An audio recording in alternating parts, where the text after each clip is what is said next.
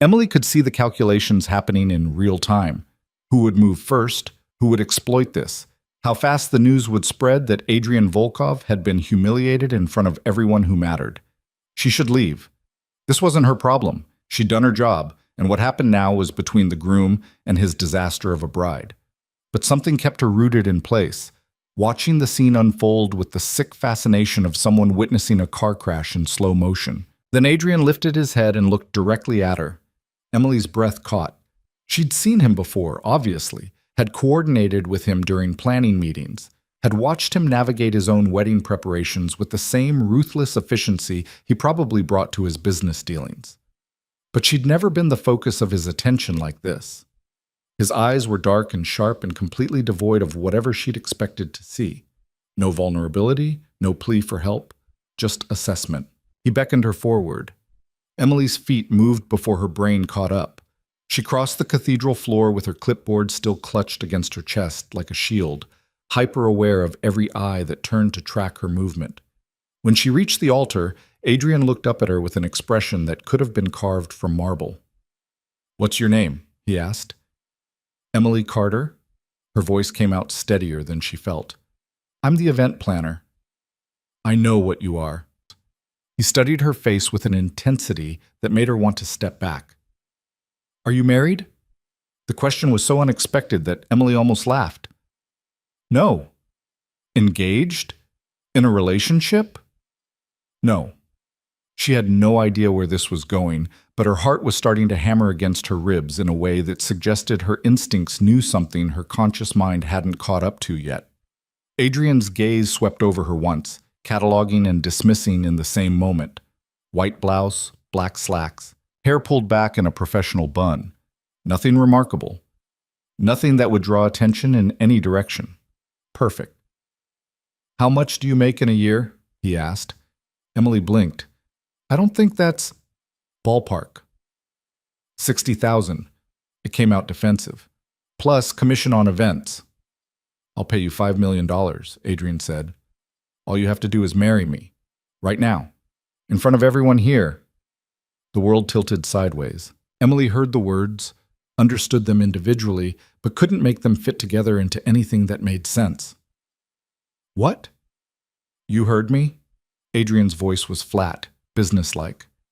$5 million, tax-free, transferred to any account you want.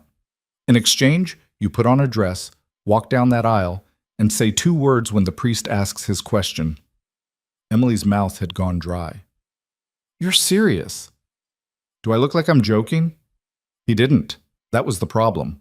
He looked like a man who'd just had his life blown apart and was now making decisions with the cold logic of someone who'd stopped caring about anything except survival. "I can't," Emily started, but Adrian cut her off. "You can. You will. Because in about 5 minutes, every person in this cathedral is going to realize that I've been publicly humiliated. And the second that happens, my credibility is gone. Enemies I've kept in check through reputation alone will see weakness. Allies will reconsider their loyalties. Business partners will start looking for exit strategies." His hands tightened on the arms of his wheelchair. "I can survive a lot of things. I can't survive looking like a man who gets left at the altar by a woman who decided I'm not worth the trouble now that I'm in this chair." The bitterness in those last words was the first crack in his armor, and it made something twist uncomfortably in Emily's chest. She'd grown up invisible, the middle daughter in a family that only noticed extremes. Not pretty enough to coast on looks, not difficult enough to demand attention. She'd learned early that the world had a category for people like her, useful but forgettable, background characters in someone else's story. She'd made peace with it, built a career on being exactly that, competent, reliable, invisible. She coordinated other people's perfect moments and went home to an empty apartment where no one cared whether she existed or not.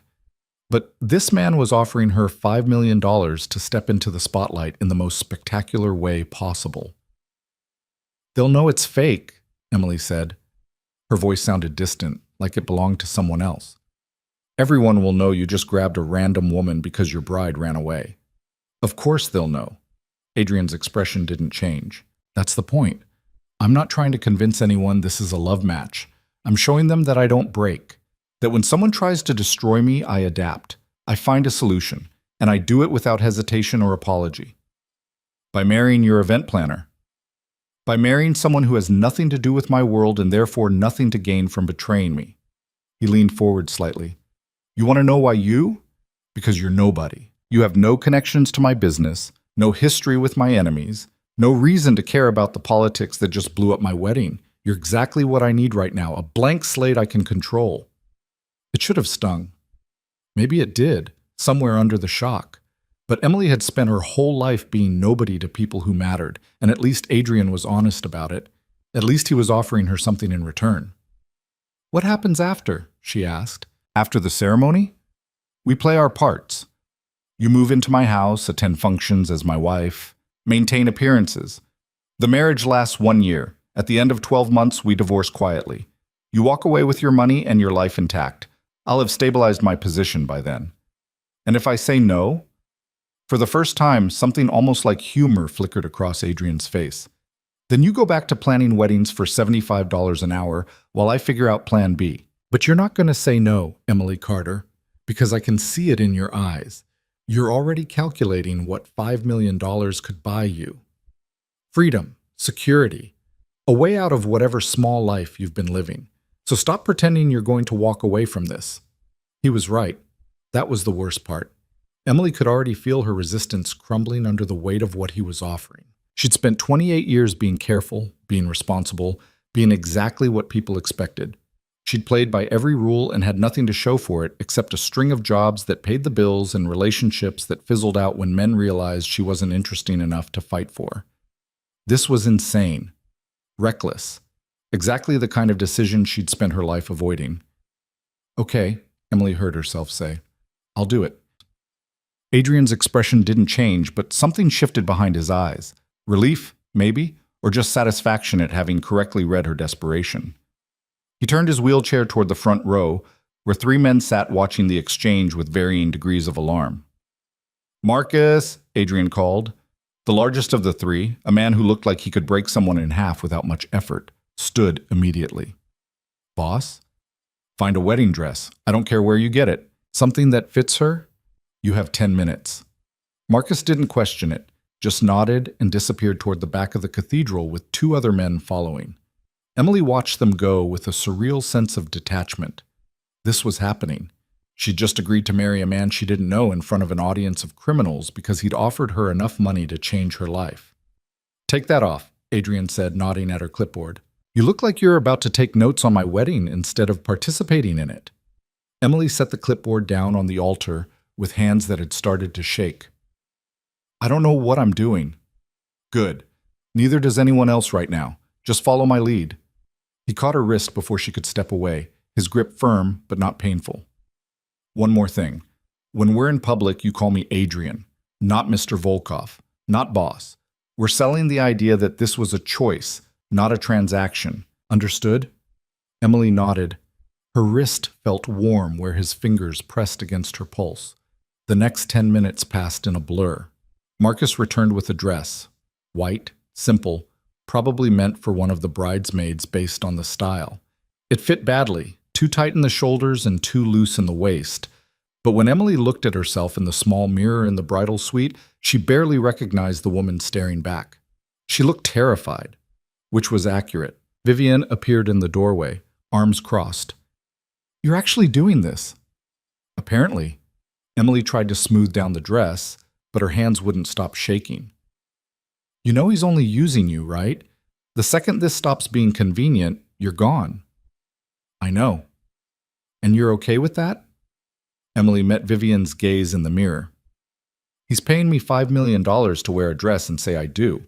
Yeah, I'm okay with that. Vivian shook her head but didn't argue. Just stepped aside when Marcus reappeared to escort Emily back to the cathedral. The walk down the aisle was nothing like the romantic moment she'd coordinated for other brides. No music, no flower petals, just the weight of 200 stairs and the sound of her own heartbeat thundering in her ears. Adrian waited at the altar with the same expressionless calm he'd shown since Scarlett disappeared. When Emily reached him, he held out his hand. She took it. His palm was warm and dry against hers, steady in a way that shouldn't have been comforting, but somehow was. The priest looked like he wanted to object. Adrian's stare silenced whatever protest he'd been forming. "We're ready," Adrian said. "Begin." The ceremony was brutally efficient. No readings, no vows, just the bare minimum required to make it legal.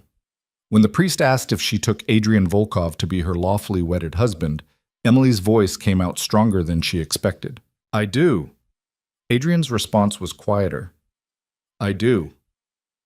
"Then by the power vested in me—" "Skip to the end," Adrian interrupted. The priest swallowed. "I now pronounce you husband and wife." "Good." Adrian turned his wheelchair toward the crowd, still holding Emily's hand. "Everyone, thank you for coming.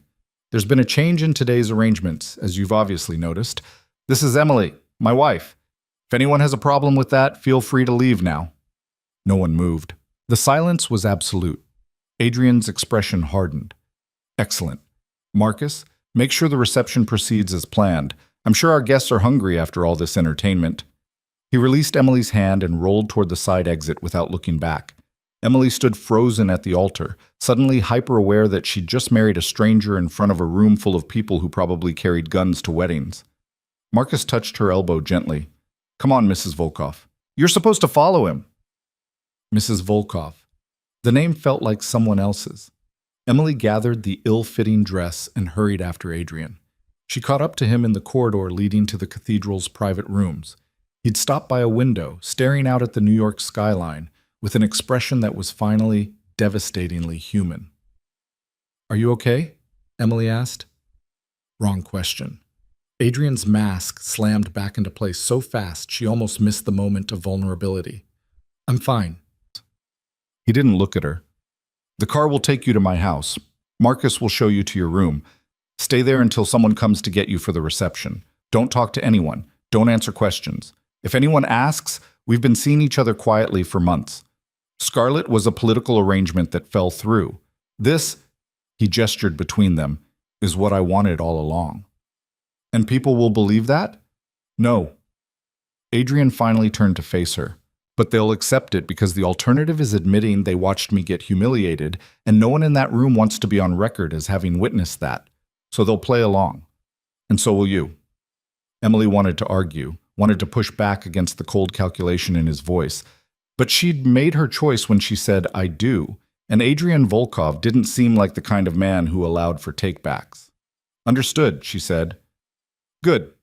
He rolled past her toward the exit. "Welcome to your new life, Emily. Try not to get yourself killed in the first week."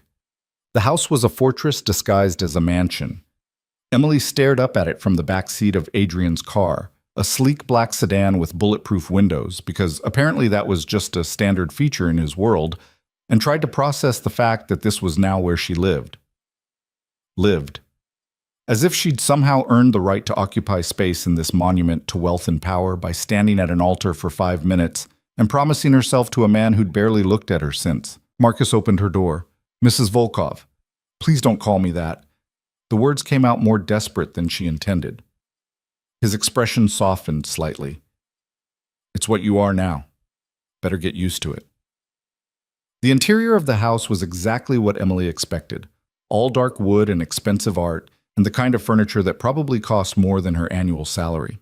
Marcus led her up a sweeping staircase to the second floor, then down a hallway that seemed to stretch for miles. He stopped at a door near the end. "Your room," he said. "Bathroom's through there. Closet's already stocked. If you need anything, there's a phone by the bed.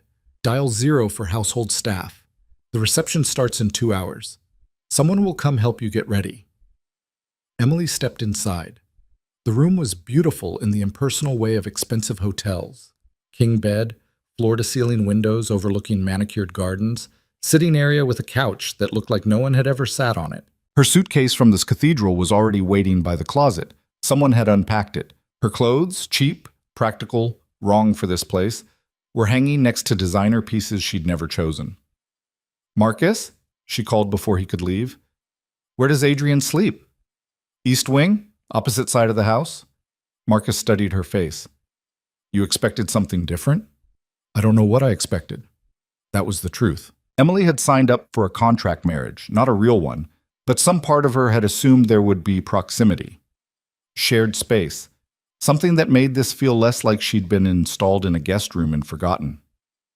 "Boss doesn't do closeness," Marcus said, not unkindly. "Don't take it personally." He left before Emily could ask what she was supposed to take it as instead. She spent the next hour sitting on the edge of the bed, still wearing the borrowed wedding dress, trying to make sense of what she'd done. $5 million. That's what she kept coming back to.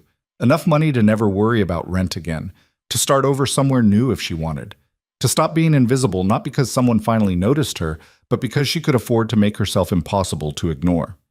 1 year. That's all Adrian wanted. 12 months of playing pretend in front of people who would see through it immediately but wouldn't dare say anything.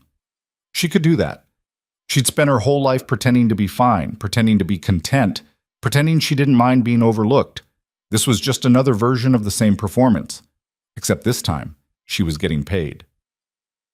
A knock at the door interrupted her spiral. A woman entered without waiting for permission. Tall, elegant, somewhere in her 50s, with the kind of polished appearance that spoke to personal stylists and expensive salons. "Emily?" she said. Not a question. "I'm Irina. I manage the household. We need to get you ready for the reception." "I can dress myself," Emily said. "Not for this, you can't." Irina's tone wasn't cruel, just factual. "Everyone at that reception will be analyzing every detail of your appearance. The dress you choose, how you style your hair, whether your jewelry matches your husband's status. If you walk in looking like you threw together an outfit from your closet at home, they'll know exactly what you are." And what am I? A mistake Adrian made in a moment of desperation. Irina crossed to the closet and began pulling out dresses. "Unless we make them believe otherwise." Emily wanted to argue, but Irina was right. She'd worked enough high-profile events to understand the language of wealth and power. Appearances mattered, especially when you were trying to convince dangerous people that you belonged in their world. The dress Irina chose was midnight blue, fitted but not tight, with a neckline that was elegant without being dramatic. The kind of dress that whispered money without shouting it. Emily let Irina pin up her hair and apply makeup with professional efficiency. When she finally looked in the mirror, she barely recognized herself. She looked like someone's wife. Not Adrian's, maybe, but someone's. "Better," Irina said. "One more thing."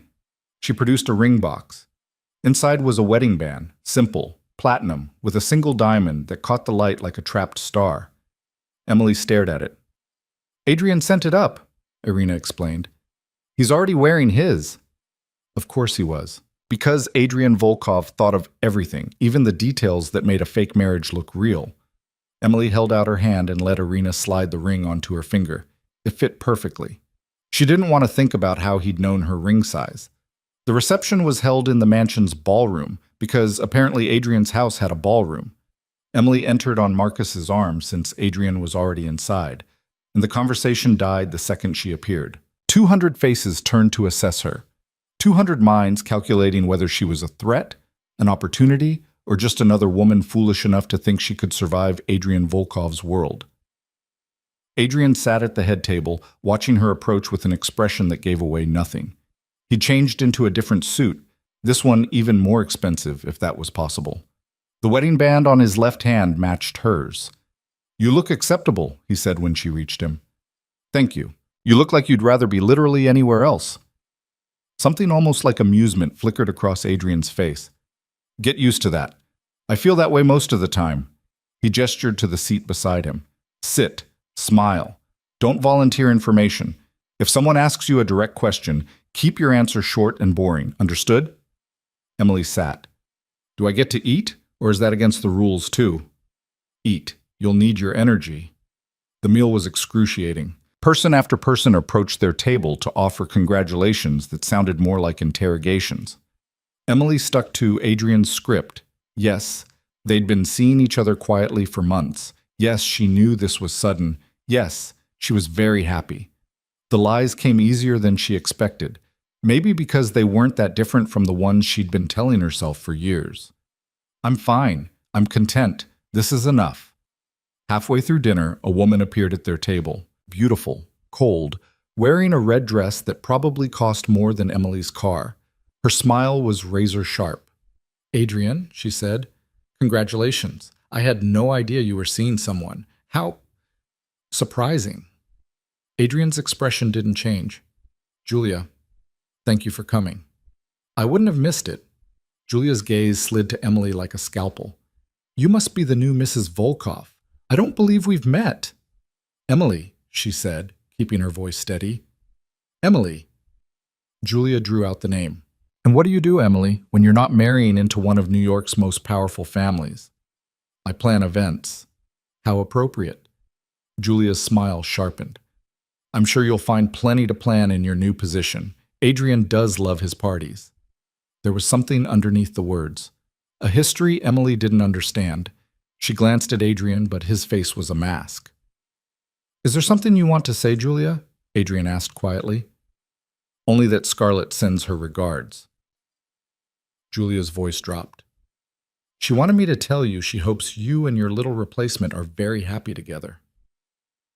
The temperature at the table dropped. Adrian's hands tightened on the arms of his wheelchair, the only sign that Julia's words had landed. Emily felt suddenly, viscerally aware that she'd stepped into the middle of something she didn't fully understand. Scarlett made her choice, Adrian said. I've made mine. If she has a problem with that, she can tell me herself. Oh, I'm sure she will. Julia's gaze flicked to Emily one more time, assessing and dismissing in the same moment. Good luck, Emily. You're going to need it. She walked away before Emily could respond. The silence at the table stretched. Who was that? Emily asked finally. Someone who should learn to mind her own business, Adrian said. He turned his wheelchair away from the table. Come on, we need to do the first dance. Emily's stomach dropped. I didn't know we were doing that. We're married. It's expected. He rolled toward the center of the ballroom where a space had been cleared. Don't worry. I'll lead. The music started before Emily could protest, something slow and classical that she didn't recognize. Adrian locked his wheelchair and held out his hand. When Emily took it, he pulled her close, not quite touching, but near enough that she could feel the heat radiating from him. His other hand settled at her waist. Move with me, he said quietly. Match my rhythm. It wasn't a traditional dance. It couldn't be, with Adrian in his chair, but he guided her through something that looked choreographed from a distance. Small steps, turns that brought her in and out of his space, movements that created the illusion of partnership. Emily followed his lead, hyper-aware of every eye watching them. You're tense, Adrian murmured. I'm terrified. Good. Use it.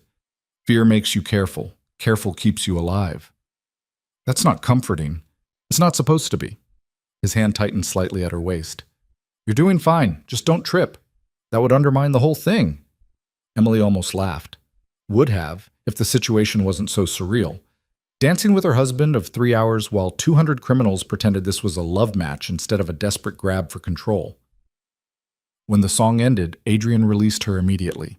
No lingering, no moment of connection, just business concluded. Go mingle, he said. Smile. Be boring. I'll handle the rest. Emily spent the next 2 hours being exactly that, boring. She smiled at strangers, made small talk about nothing, deflected questions with the practiced ease of someone who'd spent years being professionally pleasant. By the time the reception finally ended, her face hurt from forcing cheerfulness she didn't feel. Marcus drove them back to the mansion in silence. Adrian stared out the window the entire drive, lost in thoughts he didn't share. When they arrived, he disappeared toward the east wing without a word. Emily climbed the stairs to her room and closed the door behind her with a relief that felt like collapse. She was married, to a man who treated her like a business expense, in a house that felt more like a prison than a home. And somehow, she'd agreed to do this for an entire year. Emily peeled off the blue dress and hung it carefully in the closet next to clothes that would never feel like hers. The wedding band caught the light as she moved. She twisted it around her finger, testing the weight of it. $5 million. That's what this ring meant. Not love, not commitment. Just a transaction with terms and an expiration date. She should feel relieved. This was exactly what she'd signed up for. A business arrangement with clear boundaries and no emotional complications. Adrian had made it obvious that he didn't want anything from her except appearances and compliance. So why did she feel so completely, devastatingly alone? Emily climbed into the enormous bed and stared at the ceiling. Somewhere in the opposite wing, Adrian was probably doing the same thing. Two people bound by law and convenience, living in the same house but existing in completely separate worlds. 1 year, she reminded herself. Just 1 year. She could survive anything for 1 year, even this. Emily woke to sunlight cutting across unfamiliar walls and the disorienting realization that she'd married a stranger yesterday. The wedding band felt heavy on her finger. She lay there for a moment, staring at the ceiling, waiting for panic to set in. It didn't. Just a dull acceptance that settled in her chest like old weight. Her phone was buzzing on the nightstand. 7 missed calls from her sister Rachel, 12 texts, each more frantic than the last. Emily scrolled through them with a detachment that probably should have worried her. Did you actually marry Adrian Volkov? Mom saw it on the news. Call me now. Emily, what the hell? She didn't call back. Didn't know what she'd say if she did. Yes, I married him. No, I don't love him. Yes, I'm getting paid. The truth sounded worse than any lies she could come up with. A knock at the door made her sit up. Irina entered carrying a breakfast tray, her expression as neutral as yesterday. Mister, Volkov requests your presence in his office at 9, she said, setting the tray on the sitting area table. He has some things to discuss. Does he always communicate through other people? When it's efficient, yes. Irina moved to the closet. I've laid out appropriate clothing for the day. Business casual. You have several appearances this week. Emily picked at the breakfast. Eggs, toast, fruit she couldn't name, while Irina talked through her new schedule like she was outlining a military campaign. Lunch with Adrian's business partners on Tuesday. Charity gala on Thursday. Private dinner with his inner circle on Saturday. Every moment accounted for. Every interaction calculated. What if I don't want to go? Emily asked. Irina paused. Then you'll be breaking the terms of your agreement. Mr. Volkov was very clear about expectations. Well, right. Because this was a contract, not a marriage. Emily had signed up for performance, not partnership. She dressed in the clothes Irina had chosen. Gray slacks, silk blouse, blazer that probably cost more than her old couch, and made her way through the mansion's maze of hallways to Adrian's office. Marcus stood outside the door like a sentry. He's expecting you, Marcus said, opening the door without knocking. Adrian's office was all dark wood and leather, the kind of space designed to intimidate. Floor-to-ceiling windows overlooked the grounds. A massive desk dominated the center of the room, covered in papers and laptop screens showing things Emily didn't understand. Adrian sat behind it, reading something on his tablet. He didn't look up when she entered. Sit, he said. Emily sat in one of the chairs across from him, waited. Adrian finished whatever he was reading, set the tablet aside, and finally met her gaze. He looked tired, not just physically, but in a way that went deeper, like exhaustion had seeped into his bones and settled there permanently. How did you sleep? He asked. Fine. A lie, but what else was she supposed to say? That she'd lain awake until 3 in the morning, wondering what she'd gotten herself into. Good, we need to establish ground rules. Adrian pulled out a folder, slid it across the desk. Your credit cards. PIN codes written inside.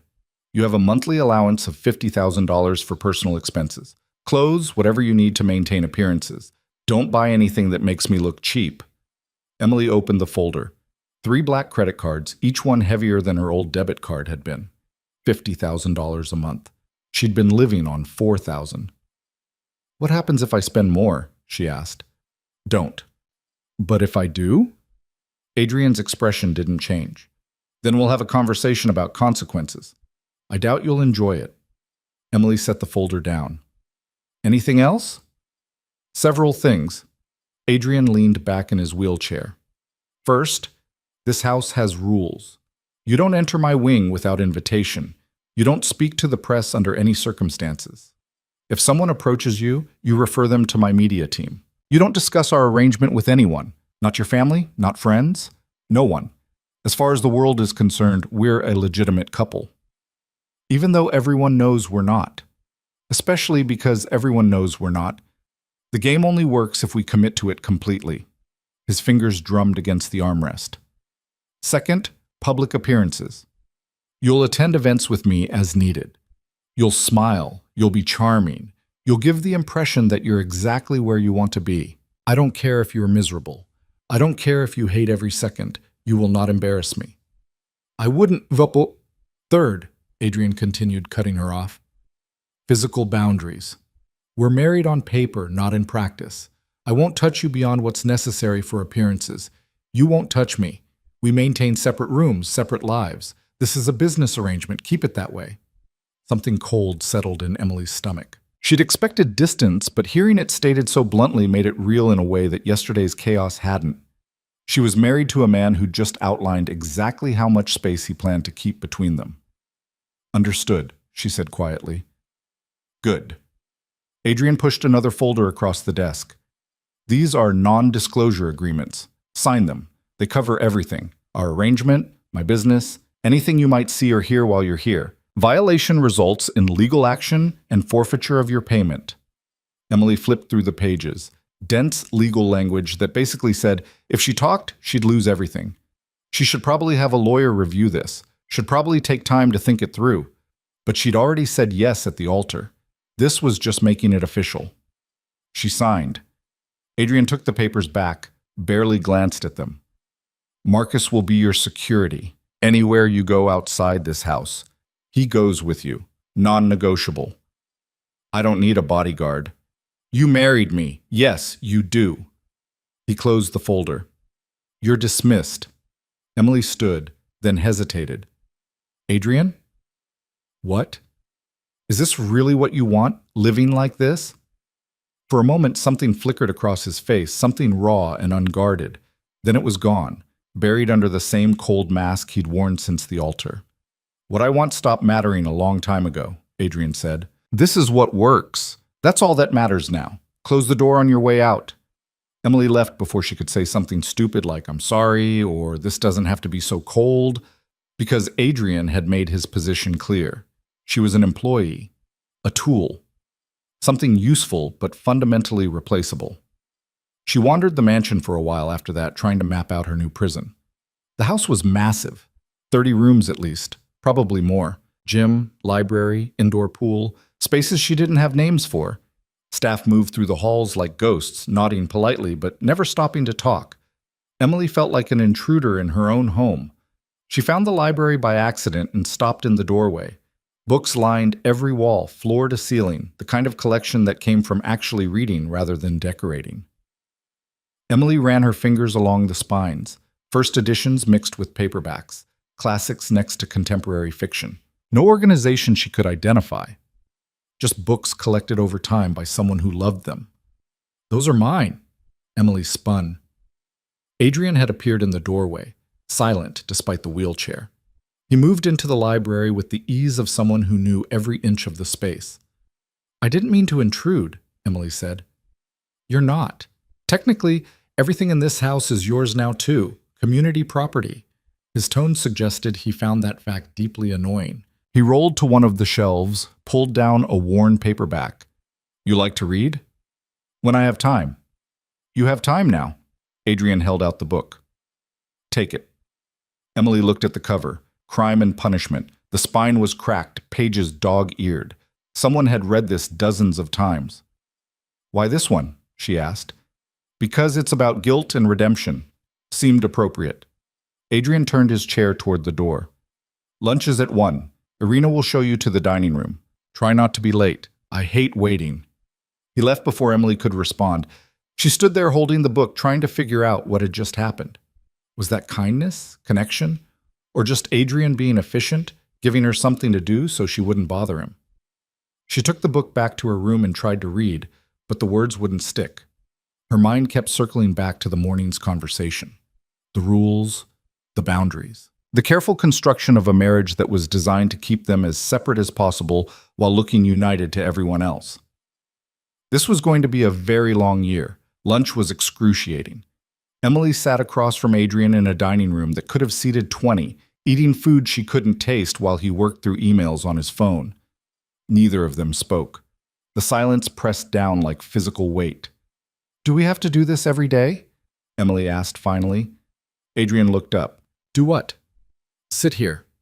Pretend to eat together. It's ridiculous. It's expected. The staff talks.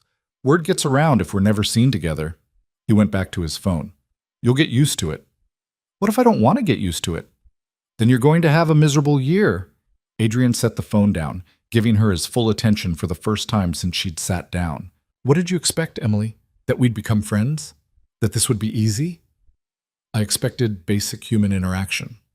I'm interacting with you right now. You're tolerating my presence. That's not the same thing. Adrian's jaw tightened.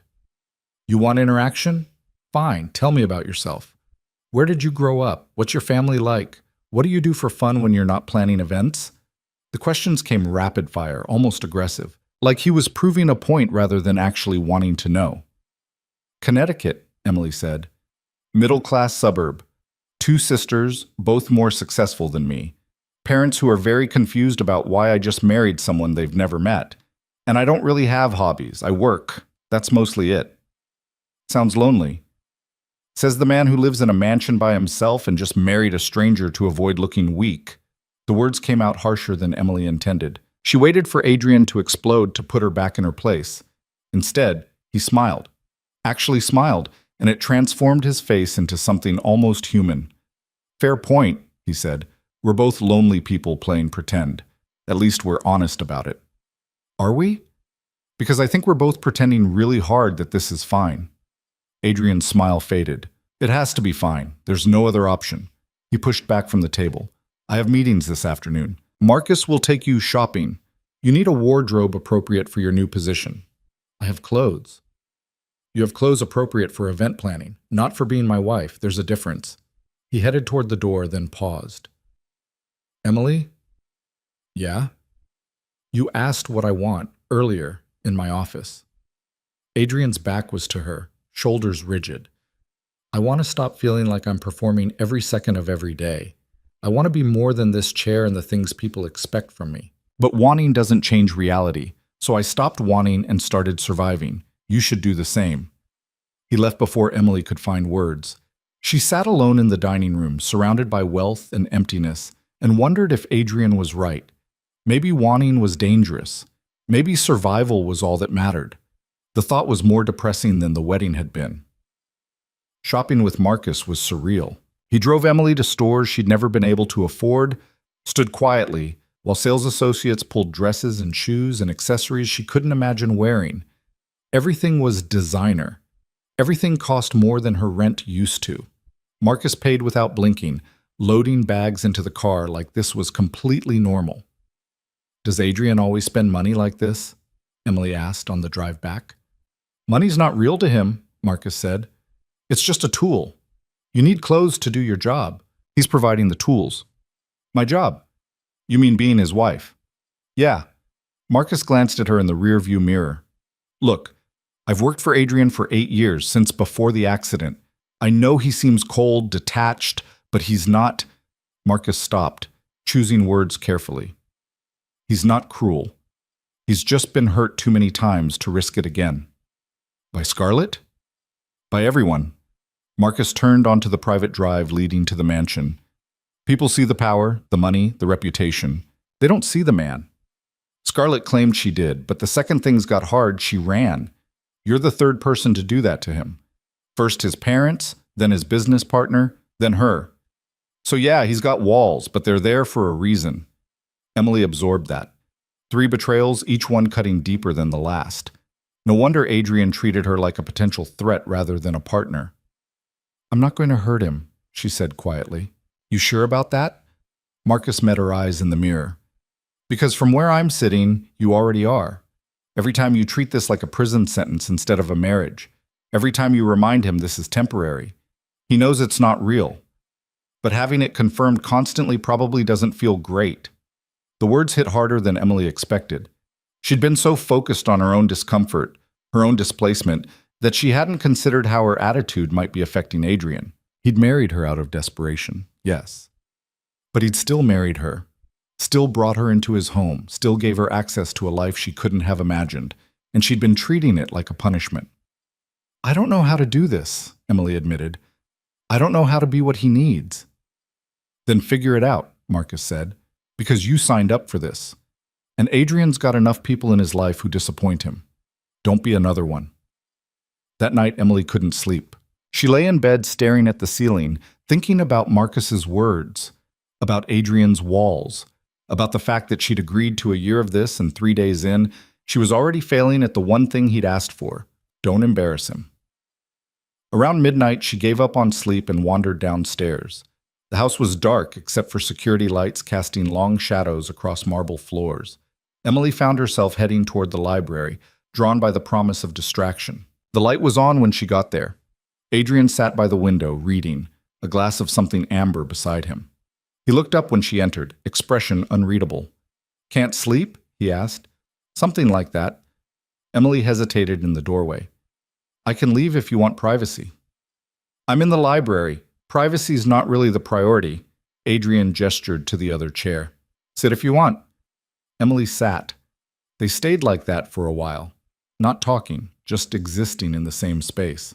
It should have been awkward. Somehow it wasn't. Maybe because the darkness gave them both permission to drop the act. "Marcus said, 'I'm hurting you,'" Emily said eventually, "by treating this like it's temporary." Adrian's expression didn't change. "Marcus talks too much. Is he wrong? Does it matter?" Adrian closed his book. "You are temporary. We both know it. Pretending otherwise just makes it worse when you leave. But what if I didn't treat it like a countdown? What if I tried to actually be here instead of just surviving until it's over?" "Why would you do that?" Emily thought about it. "Because I'm tired of being invisible. And maybe you're tired of being alone. And this doesn't have to be quite so miserable for both of us." Adrian studied her face for a long moment. "What are you suggesting?" "I don't know, maybe just trying. Being actual roommates instead of strangers. Having conversations that aren't just logistics. I'm here for a year whether either of us likes it. We could make it bearable." "Bearable," Adrian repeated. "That's a low bar." "Seems appropriate for where we're starting." Something almost like amusement crossed Adrian's face. "You're strange, you know that? Most people in your position would be trying to extract more money or leverage. You're suggesting we be friends." "I'm suggesting we be human to each other. Friends might be optimistic." Adrian picked up his glass, took a slow sip. "Fine. We can try bearable, but don't expect miracles, Emily. I'm not good at this." "At what?" "Letting people in." "Yeah, I noticed." Emily stood. "I'm going back to bed. Thanks for not kicking me out of the library." "It's your library too," Adrian said. "Technically." Emily was almost to the door when Adrian spoke again. "Emily?" She turned. "Yeah? Thank you. For trying. Most people wouldn't." His voice was quiet, almost vulnerable. "I know this isn't what you signed up for." "It's not what either of us signed up for," Emily said. "But we're here anyway. Might as well make the best of it." She left before Adrian could respond, climbed the stairs back to her room with Marcus's words echoing in her head. Don't be another person who disappoints him. Maybe she couldn't be what Adrian needed. Maybe this whole thing was doomed from the start. But she could try to be decent, could try to make this year less awful for both of them. It wasn't much, but it was better than the alternative. The next few days passed in a strange rhythm. Emily attended the events Adrian required, played her part with increasing ease. She smiled at his business partners, made small talk with dangerous people, wore the expensive clothes like armor. In public, they looked like a couple. Not affectionate, but united. Believable enough that people stopped asking obvious questions. In private, things started shifting. Small changes, barely noticeable. Adrian began eating breakfast in the dining room instead of his office. Emily joined him, and they'd talk about nothing important. Books, news, the weather. Meaningless conversation that somehow made the house feel less empty. They found a routine. Emily would read in the library in the evenings. Adrian would join her eventually, working on his laptop while she turned pages.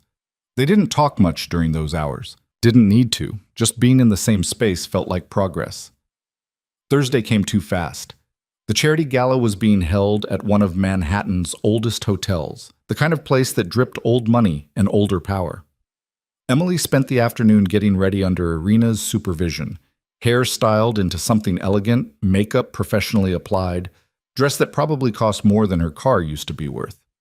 When she came downstairs, Adrian was waiting in the foyer. He'd changed into a tuxedo that was perfectly tailored to accommodate his wheelchair. He looked dangerous and untouchable, and very much like a man who commanded empires. "You look good," he said. "You sound surprised." "I'm perpetually surprised by competence. It's rare." Adrian rolled toward the door where Marcus was waiting with the car. "Ready?" "Define ready." "Button." "Willing to spend the next 4 hours pretending you're madly in love with me, while some of the worst people in New York pretend to care about charity." Emily laughed despite herself. "When you put it that way, I can't wait." The gala was exactly what Adrian had described. 500 people in formal wear, drinking champagne that cost more than most people's monthly rent, writing checks to causes they'd forget about by morning. Emily stayed close to Adrian playing her part, but she started noticing things. The way people looked at him. Not with respect, with fear. The way conversation stopped when he approached. The careful dance everyone performed around him. Adrian was powerful, yes, but he was also profoundly isolated. "You're quiet," Adrian said during a lull between conversations. "Just observing." "And?" "These people are terrified of you." Adrian's expression didn't change. "Good. Fear is useful." "Is it?" Emily turned to face him fully. "Because from where I'm standing, it just looks lonely." Before Adrian could respond, someone approached. An older man, silver-haired, expensive suit, smile that didn't reach his eyes. "Adrian," he said, "I was hoping to run into you. We need to discuss the waterfront development." "Not here, Vincent." "I think here is perfect." Vincent's gaze slid to Emily. "Unless your new wife is involved in your business decisions? I wasn't aware you'd started bringing civilians into operational discussions." The dismissal in his tone was clear. Emily wasn't worth acknowledging, just decoration on Adrian's arm. "Emily is my wife," Adrian said quietly, "which means she's not a civilian. She's family. And if you ever speak about her like that again, we won't have any discussions, operational or otherwise. Clear?" Vincent's smile froze. "Of course. My apologies, Mrs. Volkov." He retreated fast. Emily stared at Adrian, thrown by the sudden defense. "You didn't have to do that," she said. "Yes, I did." Adrian's voice was flat. "You're mine now. That means something. People need to understand that disrespecting you is the same as disrespecting me." "I'm yours," Emily repeated. "That's a weird way to put it." "It's accurate." "It makes me sound like property." Adrian's jaw tightened. "That's not what I meant." "Well, then what did you mean?" He didn't answer, just turned his wheelchair toward the exit. "I need some air. Come on." They found a balcony overlooking the city. Manhattan sprawled below them, lights stretching to the horizon. Adrian positioned himself near the railing, staring out at the view. Emily stood beside him, waiting. "I'm not good with words," Adrian said finally. "I say things wrong, make them sound colder than I mean them. But when I said you're mine, I meant—" He stopped, frustrated. "I meant you're under my protection, that you matter, that I won't let people treat you like you're nothing just because they think you're temporary." Emily felt something shift in her chest. "Thank you." "Don't thank me. It's just pragmatic. If people think they can disrespect you without consequences, my reputation suffers." "Right, pragmatic." Emily leaned against the railing. "You know, you could just admit you were being decent without making it about strategy." "I could, but I won't. Because that would mean admitting you care." "I don't care." Adrian said it too fast. "I'm just maintaining appearances." "Sure you are." Emily turned to face him. "Adrian, it's okay if this is becoming more than business. It doesn't make you weak." "Yes, it does." His voice was hard. "Every time I've let myself care about someone, they've used it against me. So I stopped. And I'm not starting again just because you've decided we should be friends." The words stung more than Emily expected. She'd thought they were making progress, thought the past few days meant something. But Adrian had just reminded her exactly where they stood, on opposite sides of a transaction that would end the second it stopped being useful to him. "Message received," Emily said quietly. "I'll remember my place." She walked back inside before Adrian could respond. Spent the rest of this gala smiling and nodding and playing her part while something cold settled in her chest. This was a mistake. Trying to connect with Adrian was a mistake. Marcus had been wrong. She wasn't hurting Adrian by keeping distance.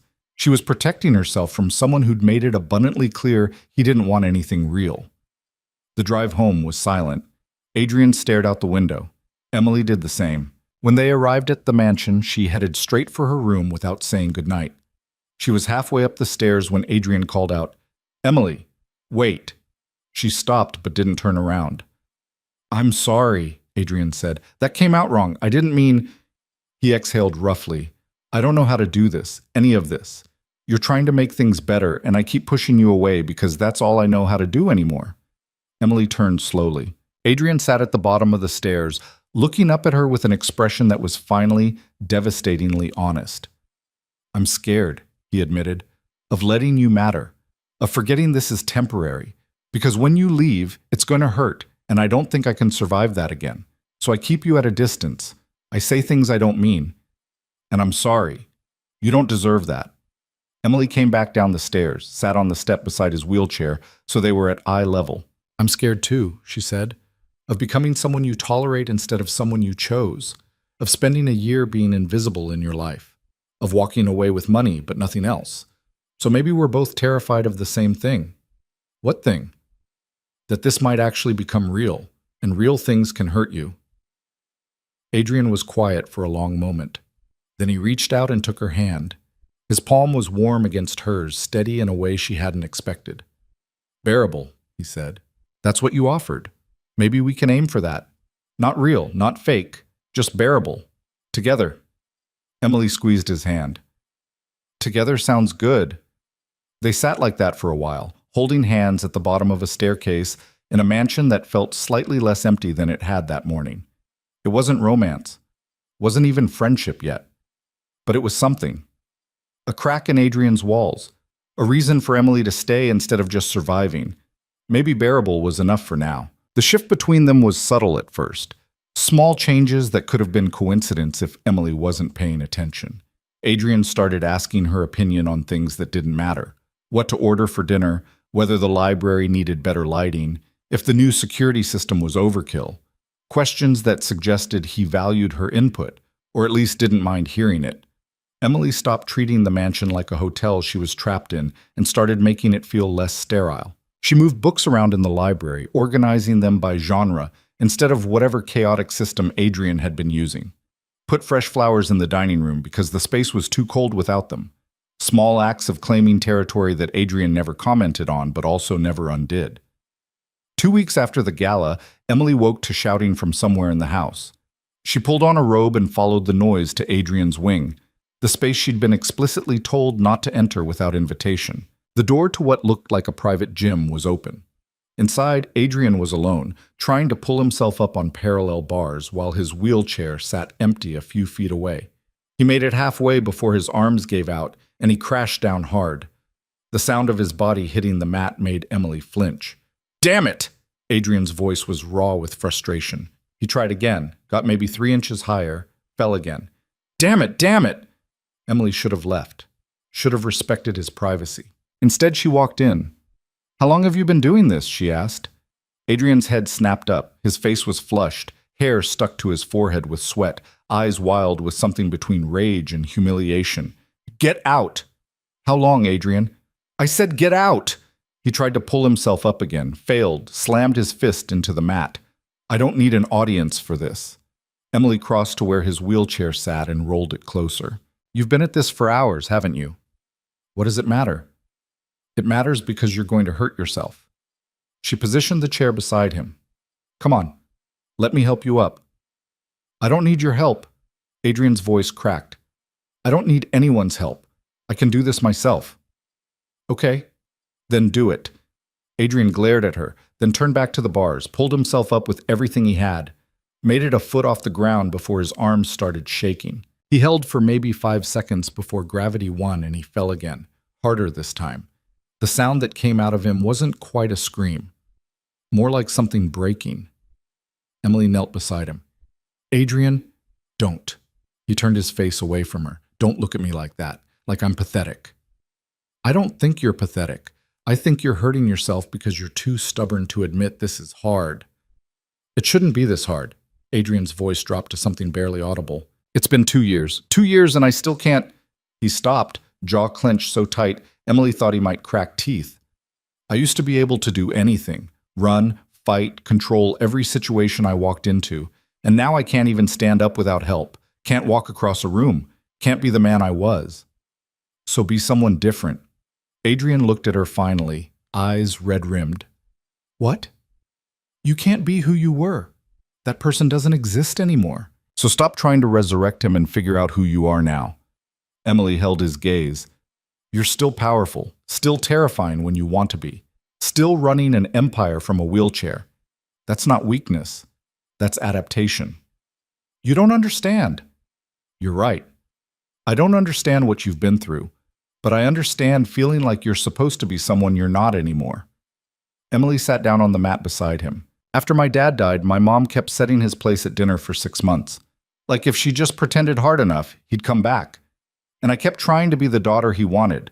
Successful, confident, someone who had her life together. But I couldn't do it. I wasn't that person. Maybe I never was. And it took me years to stop hating myself for it. Adrian was quiet for a long moment. Then he said, Your father died? Heart attack. I was 23. He collapsed at my sister's wedding, and by the time the ambulance got there, Emily stopped, surprised by how much it still hurt to say out loud. Anyway, I spent years trying to be what he would have wanted instead of figuring out what I wanted. So I get it. The ghost of who you used to be is a lot harder to compete with than any actual person. I'm sorry, Adrian said, about your father. I'm sorry about the accident and Scarlett, and everyone who made you feel like you're less than you are. Adrian looked at her with an expression Emily couldn't quite read. Then he held out his hand. Help me up? Emily took his hand and helped him back into the wheelchair.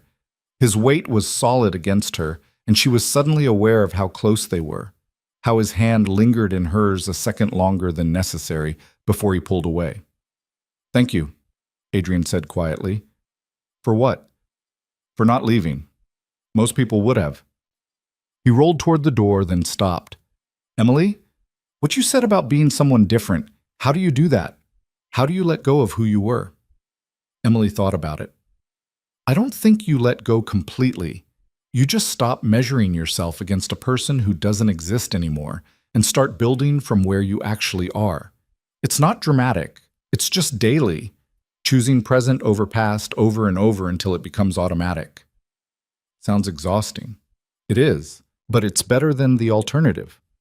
Adrian nodded slowly. I have physical therapy 3 times a week. It's been difficult to keep going when progress is so slow. Do you want company? I could come with you, if that would help. Why would you do that? Because we're trying bearable, remember? And you being alone while you fight your body doesn't sound very bearable. Emily met his gaze. Plus, I'm nosy. I want to see what physical therapy for a crime boss looks like. Adrian almost smiled. It's mostly embarrassing and painful, but sure, you can come, if you really want to. I really want to. Something passed between them then. Not attraction exactly. More like recognition. 2 people who'd spent so long pretending to be fine that they'd forgotten what honesty felt like. I should shower, Adrian said. I probably smell like failure and sweat. You smell like hard work and stubbornness. There's a difference. Is there? Yeah, one's pathetic. The other's just human. Adrian left without responding, but Emily saw the way his shoulders relaxed slightly.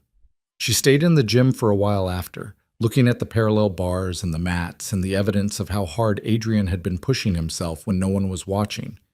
He wanted so badly to be strong again, to be whole. And Emily understood that wanting even if she couldn't fix it. She found him in the library that evening, laptop open, glass of whiskey at his elbow. He looked up when she entered. I'm sorry about this morning, he said. You shouldn't have seen me like that. Why not? Because I might realize you're human? Because it was weak. It wasn't weak, it was real. Emily settled into her usual chair. And I'd rather see you real than perfect. Adrian studied her for a moment. You're very strange, Emily Carter. Emily Volkov, she corrected without thinking. The silence that followed was sharp. Emily realized what she'd said, felt her face heat. I just meant Legally, that's my name now. I wasn't. I know what you meant. Adrian's voice was neutral, but something flickered behind his eyes. You don't have to use it if you don't want to. Do you want me to?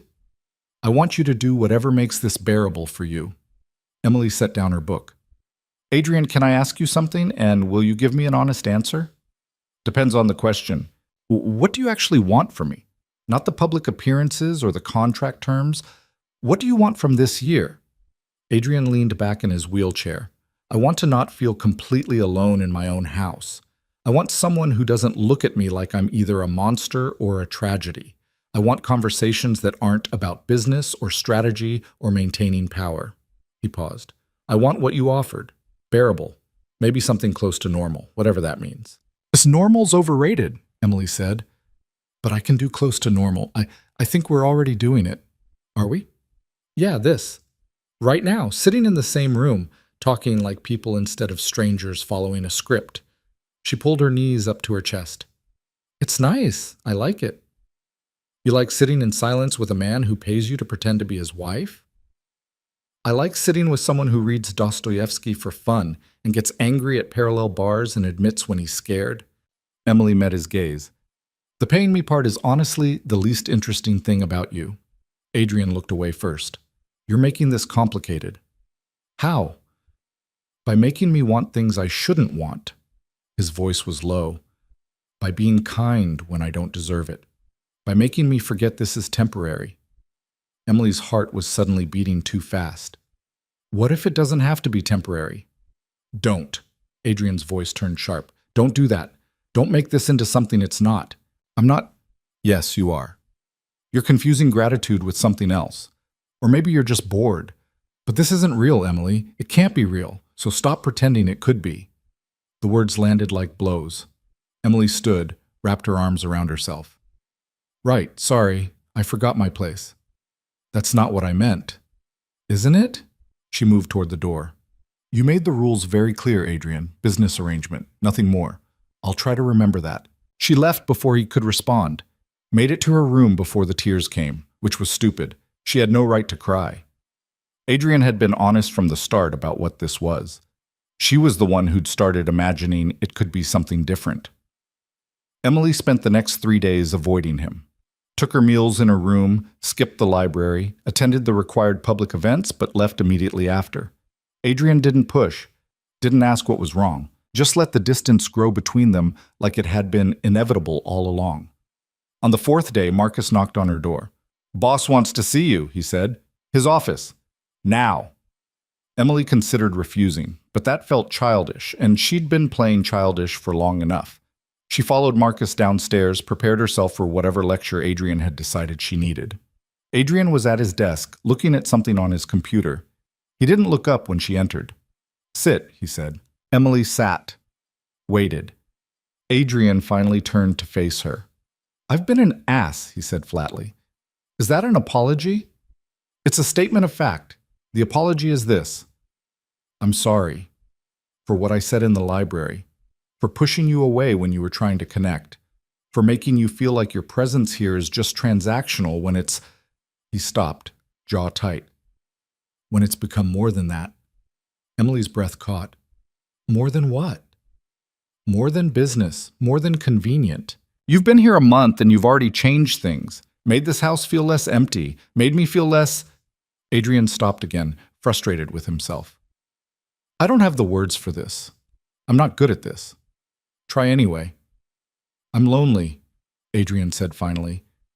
I've been lonely for so long that I forgot what the alternative felt like. And then you showed up and started being kind and funny and refusing to treat me like I'm made of glass. And suddenly I remember. I remember what it's like to want someone's company, to look forward to seeing them, to care if they're upset. He met her gaze. I care that you've been avoiding me, and that scares the hell out of me because caring gives you power to hurt me. I don't want to hurt you. I know, but you will, eventually, because this is temporary, and I'm an idiot for forgetting that. Adrian rolled closer. But I don't want to spend the next 11 months pushing you away because I'm scared of month 12. So I'm asking, can we try again? Can we go back to bearable and maybe aim for something slightly better? Emily felt something loosen in her chest. What's slightly better than bearable? I don't know. Tolerable? Occasionally pleasant? I'm making this up as I go. How about friends? Emily suggested. Real ones, not just roommates who occasionally talk. Friends? Adrian repeated slowly, like he was testing the word. I can try that. You have to actually talk to me, though. Not just logistics, real conversations. About what? I don't know. Normal things. What you're reading, what you did before the accident, why you hate mushrooms so much that you make Irina remove them from every dish. Adrian blinked. How did you know about the mushrooms? I pay attention. Emily leaned forward. And I want to know things about you. Real things. Not just the reputation or the business. You. Why? Because you're interesting and complicated, and you make me want to understand you. She held his gaze. Is that allowed? Or is knowing you also against the rules? There are no rules anymore, Adrian said quietly. I don't know what we're doing, but the rules weren't working anyway. So yes. Friends, real conversations, knowing each other, we can try that. Emily smiled, and Adrian's expression softened in a way she'd never seen before. Almost tender. I go to physical therapy tomorrow, he said. 2 p.m, if you still want to come. I still want to come. It won't be pretty. I'm going to struggle and probably swear a lot. Good. I like you better when you're honest about struggling. Something like relief crossed Adrian's face. Okay then. Friends who watch each other struggle. That's sufficiently depressing to feel authentic. We're a mess, Emily agreed by sweat, but at least we're honest about it. Physical therapy was brutal to watch.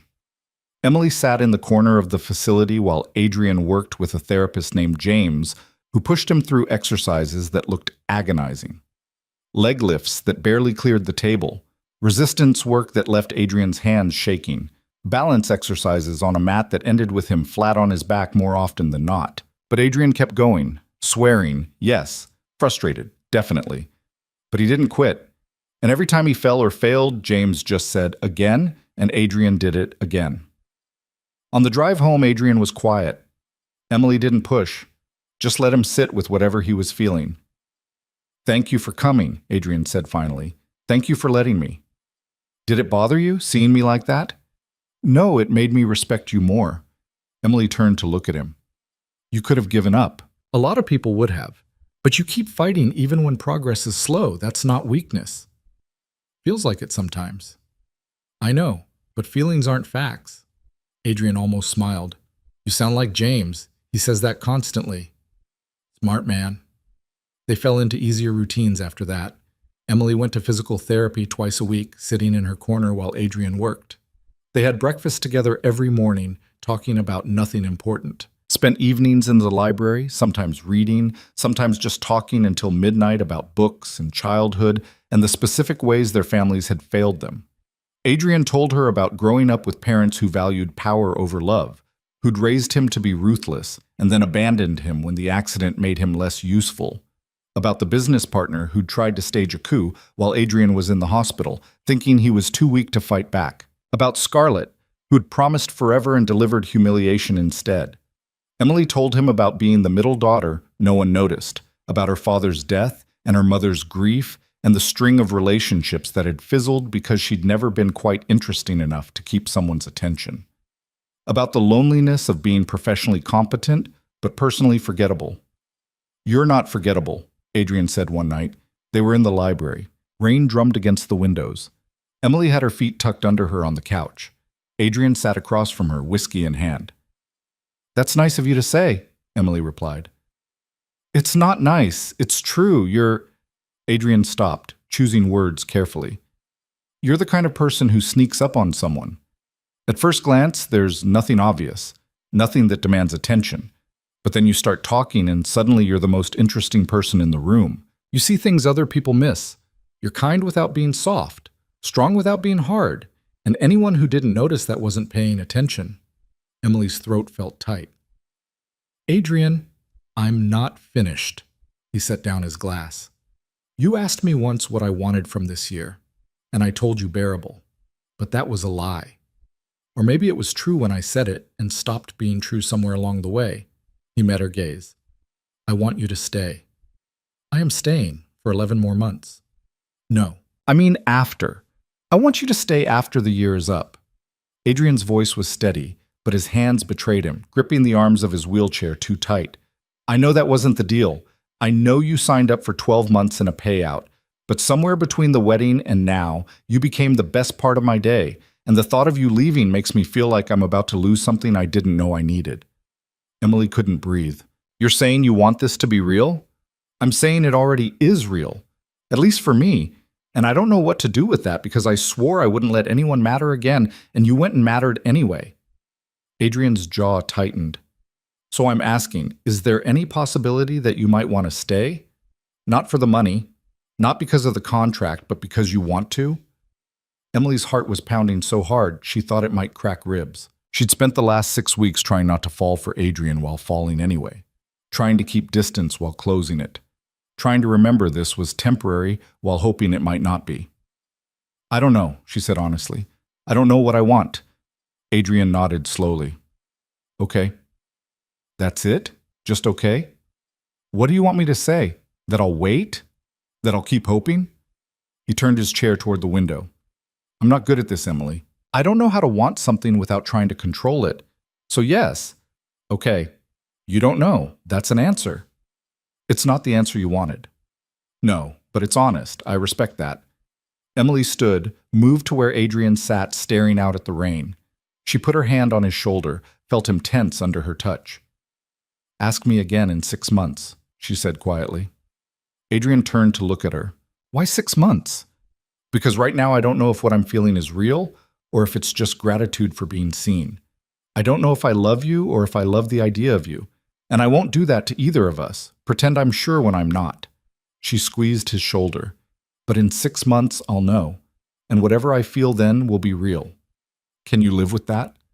Do I have a choice? Yes. You could end this now. Send me away. Find someone who knows what they want. Adrian covered her hand with his. I don't want someone who knows what they want. I want you.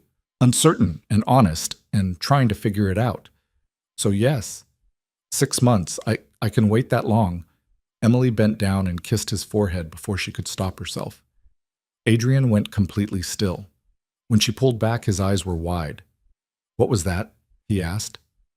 Affection. Friends are allowed to show affection. Are they? I don't actually know. I've never been good at friendship. Emily stepped back before she could do something stupid like kiss him properly. Good night, Adrian. Good night, Emily. She made it to the door before Adrian called her name again. Yeah? Thank you for being honest, for not lying just to make me feel better. His voice was soft. It means something. Emily nodded and left before the moment could get any heavier. She climbed the stairs to her room with her heart racing and her head spinning and the distinct feeling that she'd just crossed a line she couldn't uncross. 6 months. She'd given herself 6 months to figure out if what she felt was real. But standing there in the hallway outside her room, Emily was starting to suspect she already knew the answer. She was falling in love with Adrian Volkov. And that was either the best or worst thing that had ever happened to her. The 6-month deadline hung between them like weather, always present, occasionally noticed, impossible to ignore. Emily found herself measuring time differently now. Not in days or weeks, but in moments that made her chest tight. Adrian laughing at something she said, his hand brushing hers when he passed her a book, the way he looked at her sometimes when he thought she wasn't paying attention. 3 months in, and Emily still didn't have an answer. Or maybe she did, and she was just too scared to admit it. They were having breakfast when Marcus appeared in the doorway, expression grim. Boss, we have a problem. Adrian set down his coffee. What kind of problem? The kind with red hair and a grudge. Marcus glanced at Emily. Scarlett's outside. She's demanding to see you. Emily felt her stomach drop. Adrian's face went carefully blank. Tell her to leave, he said. Tried that. She says she's not going anywhere until you talk to her. Then call the police. Adrian, Emily said quietly, maybe you should hear what she wants. I know what she wants. She wants to cause problems. That's all she's ever wanted. Adrian's knuckles were white around his coffee cup. I'm not playing her games. What if she doesn't leave? What if she makes a scene? Emily leaned forward. Better to deal with her on your terms than let her control the situation. Adrian studied Emily's face for a long moment. Then he turned to Marcus. Fine. Bring her to my office, but Emily stays with me. You want me there? Emily asked. Yes, because whatever Scarlett's planning, she's going to try to use you against me. Better you hear it directly than through some twisted version later. He pushed back from the table. Come on, let's get this over with. Scarlett Hayes was exactly as beautiful as Emily remembered from the wedding. Red dress, perfect makeup, the kind of face that photographers probably fought over. She stood in Adrian's office like she owned it, examining his bookshelves with the casual entitlement of someone who'd been here before. She turned when they entered. Her smile was sharp enough to cut. Adrian, you look well. Wheelchair suits you. Scarlett, Adrian's voice was flat. You have 5 minutes. Use them wisely. Still so cold. Scarlett's gaze slid to Emily. And this must be the replacement. Emily, isn't it? The event planner who got promoted? How romantic. What do you want, Scarlett? Adrian interrupted. I want to talk to my fiancé. Ex-fiancé. You lost that title when you walked out on our wedding. Did I? Scarlett moved closer, her heels clicking on the hardwood. Because as I recall, we never officially ended our engagement. You just grabbed the nearest warm body and married her out of spite. Out of necessity. There's a difference. Is there? Scarlett's eyes narrowed. Tell me, Adrian, does your new wife know why I left? Does she know what you did? Emily felt Adrian tense beside her. Don't, he said quietly. Don't what? Don't tell her the truth? Scarlett smiled. I think she deserves to know what kind of man she married. Or do you want to keep pretending you're some misunderstood hero instead of... Get out. Adrian's voice was deadly quiet. Not until I say what I came to say. Scarlett turned to Emily fully. He threatened me. The night before the wedding, said if I ever tried to leave him, he'd destroy everything I cared about. My family's business, my reputation, my future. He said he owned me, and I'd better remember that. Emily looked at Adrian. His face was a mask, but she could see the tension in his jaw, the way his hands gripped the wheelchair arms. Is that true? Emily asked. Parts of it. Adrian's voice was tight. I told her she'd made commitments to my organization, that walking away would have consequences. I never said I owned her. You said I was yours, Scarlett shot back. That marrying you meant I belonged to you. Same thing. It's not the same thing, and you know it. Adrian's gaze never left Scarlett's face.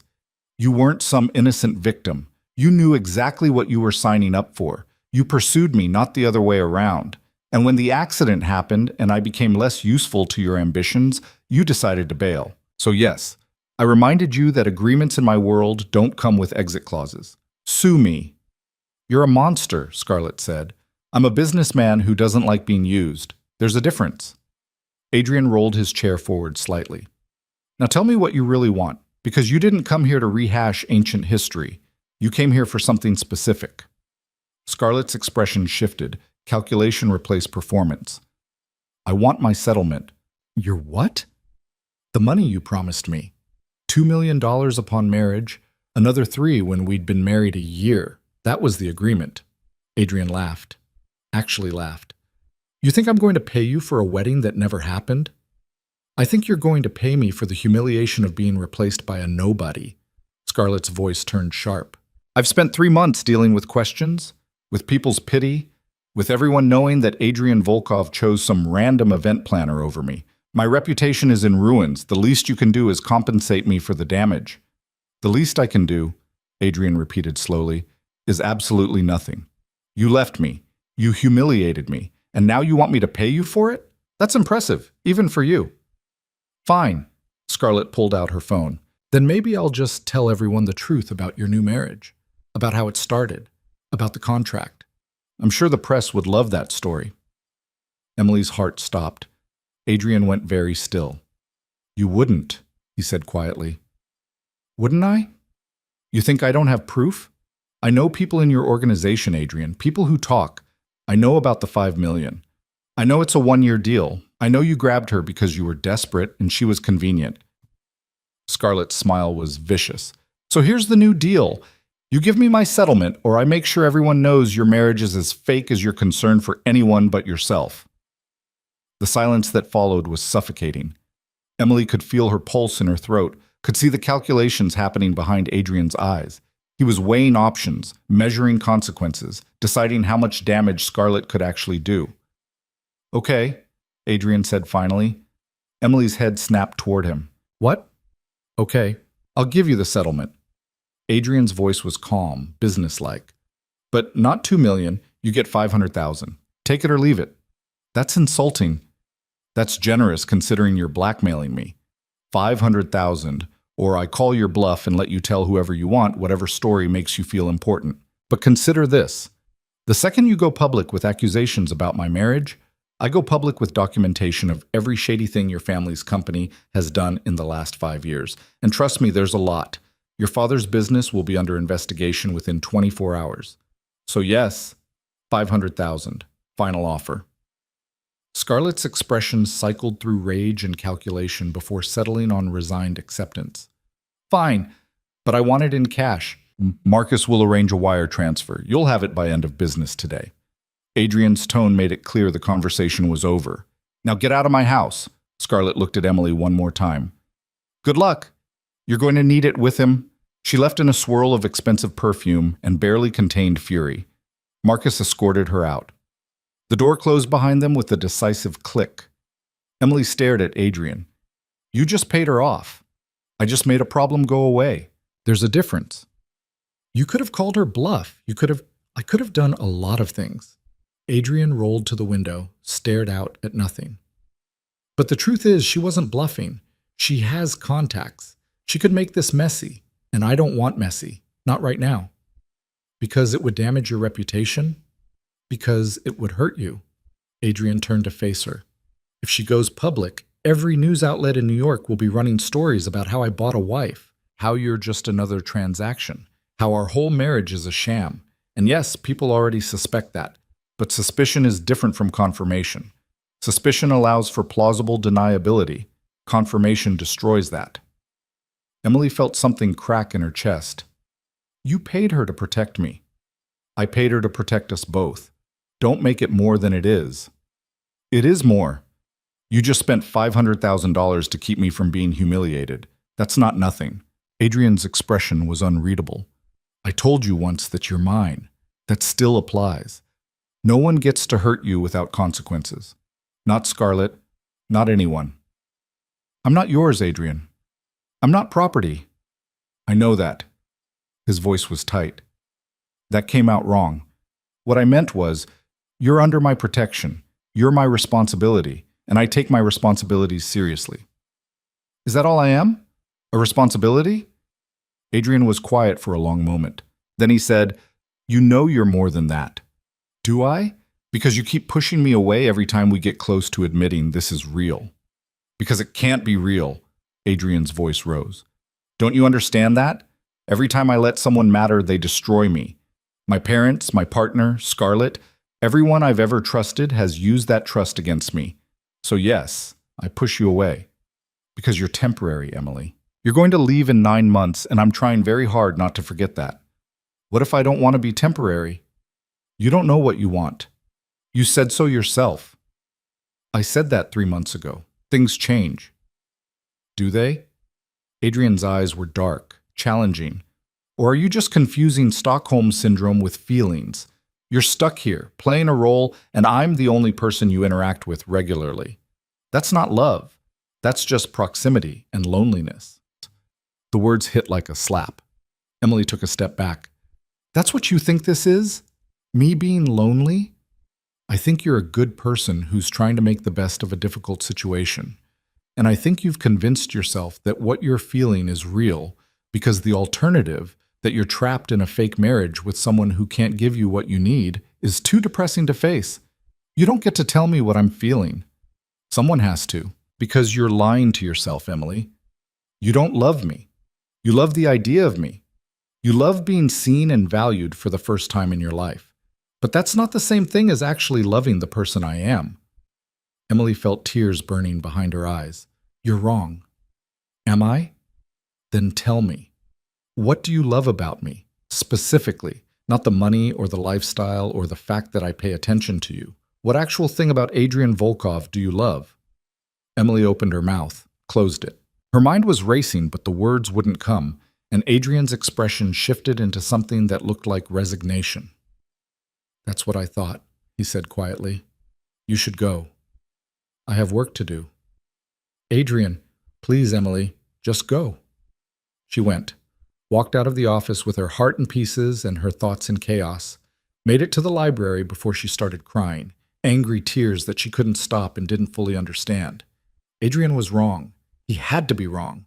What she felt wasn't just loneliness or gratitude or Stockholm syndrome. It was real. It was, except she couldn't articulate it, couldn't name the specific things about him that made her heart race. And maybe that meant Adrian was right. Maybe she'd just convinced herself she was falling in love because the alternative was admitting she'd sold a year of her life to play dress-up in a mansion with a man who saw her as a business expense. Emily stayed in the library for hours, trying to read, failing, just staring at pages until the words blurred. When Irina came to get her for dinner, Emily sent her away. She wasn't ready to sit across from Adrian and pretend everything was fine. Around 10 that night, Marcus appeared. "Boss wants to see you," he said. "Tell him I'm not available." Marcus leaned against the doorframe. "He's been in his gym for 4 hours. Won't stop. Won't take a break. I think he's trying to hurt himself." Emily was on her feet before she could think better of it. She followed Marcus to Adrian's private gym, pushed through the door without knocking. Adrian was on the parallel bars again, pulling himself up and falling over and over. His shirt was soaked with sweat. His arms were shaking. He didn't look up when Emily entered. "How long are you planning to do this?" Emily asked. "Until I can stand." Adrian pulled himself up, held for 3 seconds, collapsed. "Until I'm not useless." "You're not useless." "I'm not enough either." He tried again, fell harder this time.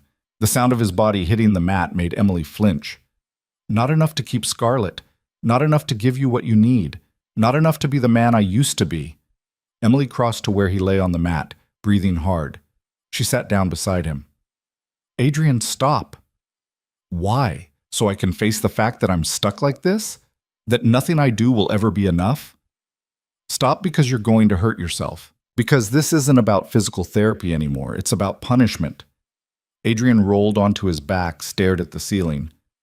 "Maybe I deserve punishment." "For what?" "For dragging you into my mess. For making you play this role. For—" His voice cracked. "For caring about you when I promised myself I wouldn't." Emily's breath caught. "Adrian, I lied earlier, in my office, when I said you were just confusing loneliness with feelings. I lied because pushing you away is easier than admitting I've already fallen for you." He turned his head to look at her. "I love you, Emily, and that terrifies me, because everyone I've ever loved has left. And I know you're going to leave too. But I love you anyway, and I don't know what to do with that." Tears were streaming down Emily's face. "You idiot! You complete idiot! I know. You love me?" "Unfortunately, yes." Emily leaned down and kissed him.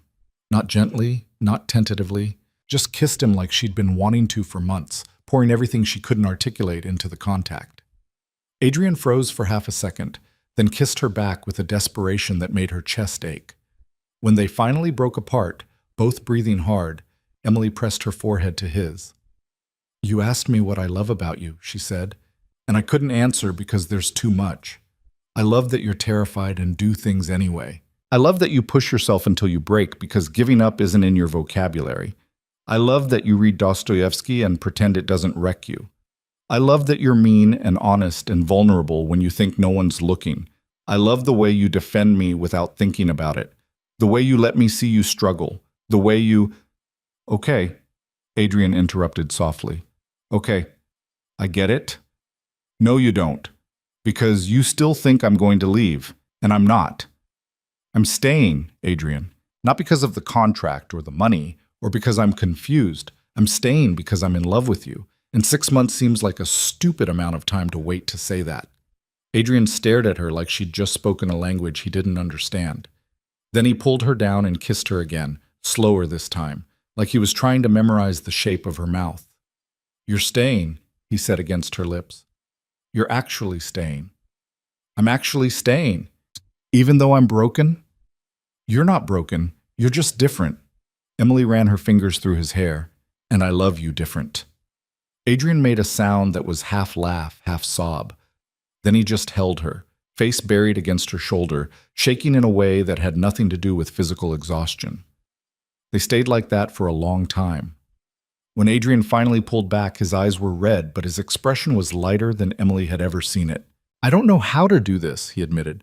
The relationship part. The being vulnerable part. Good thing we have time to figure it out. 9 months. A lifetime, Emily corrected. If you want it. I want it. I want you. I want... Adrian stopped, overwhelmed. Everything. I want everything with you. Then let's start with getting you back in your chair and going to bed. Not together, Emily added quickly. I mean separately, in our separate rooms, because we should probably take this slow. Emily. Yeah? Shut up and kiss me again. She did, and it felt like coming home to a place she hadn't known existed, like finding something she hadn't realized she'd been searching for, like the beginning of something that might actually last. They did eventually make it back to their separate rooms that night, though it took significantly longer than it should have because Adrian kept pulling Emily back for one more kiss, one more moment, one more whispered confession about how he'd been in love with her since she'd called him out for being an ass after the gala. Emily fell asleep still smiling, her phone buzzing with ignored messages from her sister, her heart too full to care about anything except the fact that Adrian loved her, actually loved her, not the performance or the convenience, but the real, messy, complicated person underneath. The next morning, Adrian was already in the dining room when Emily came down for breakfast. He looked up when she entered, and his expression was so open, so unguarded, that it made Emily's breath catch. "Good morning," he said. "Good morning." Emily sat down across from him. "Sleep well?" "No. Kept replaying last night in my head." "Me too." They stared at each other across the table, neither quite knowing how to navigate this new dynamic. Then Adrian reached across and took Emily's hand. "I meant what I said," he told her. "All of it." "I know. So did I." "So what now?" Emily squeezed his hand. "Now we have breakfast. Then we figure out the rest as we go." "That's not much of a plan." "No, but it's honest, and I think honest is better than perfect." Adrian smiled, really smiled, the kind that transformed his entire face. Honest is definitely better than perfect. They were still holding hands when Marcus walked in and stopped dead. "Oh," he said.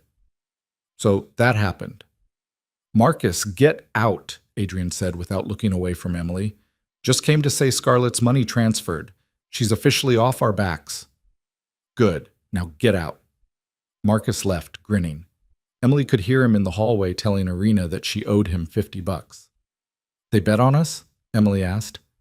"Apparently." Adrian didn't look bothered. "Are you okay with this? With us being public? The staff will know by end of day. Word will spread." Emily thought about it, about what it meant to stop pretending their marriage was just business, about the fact that people would talk, would speculate, would have opinions about whether this was real or just another strategic move by Adrian Volkov. "I'm okay with it," she said finally. "Let them talk. We know what this is." "And what is it?" "Real, messy, ours." Emily stood and walked around the table, leaned down to kiss Adrian properly. "And worth fighting for." Adrian pulled her onto his lap, which was awkward given the wheelchair, but neither of them cared. They sat like that for a while, foreheads pressed together, just breathing in the same space. "I love you," Adrian said quietly. "In case I didn't say it enough last night. You said it plenty, but I don't mind hearing it again. I love you, and I'm going to keep saying it until you're sick of hearing it." "That's going to take a while." Emily kissed him again, soft and slow. "I love you too. Even when you're stubborn and impossible. Especially when I'm stubborn and impossible. Especially then." They stayed in the dining room long after breakfast was over, talking about everything and nothing, making plans that felt real instead of temporary. About trips they wanted to take, books they wanted to read together, whether Adrian's physical therapy sessions would be weird now that Emily knew exactly how he felt about her. "Probably weirder," Adrian admitted. "James already gives me looks. This will make it worse."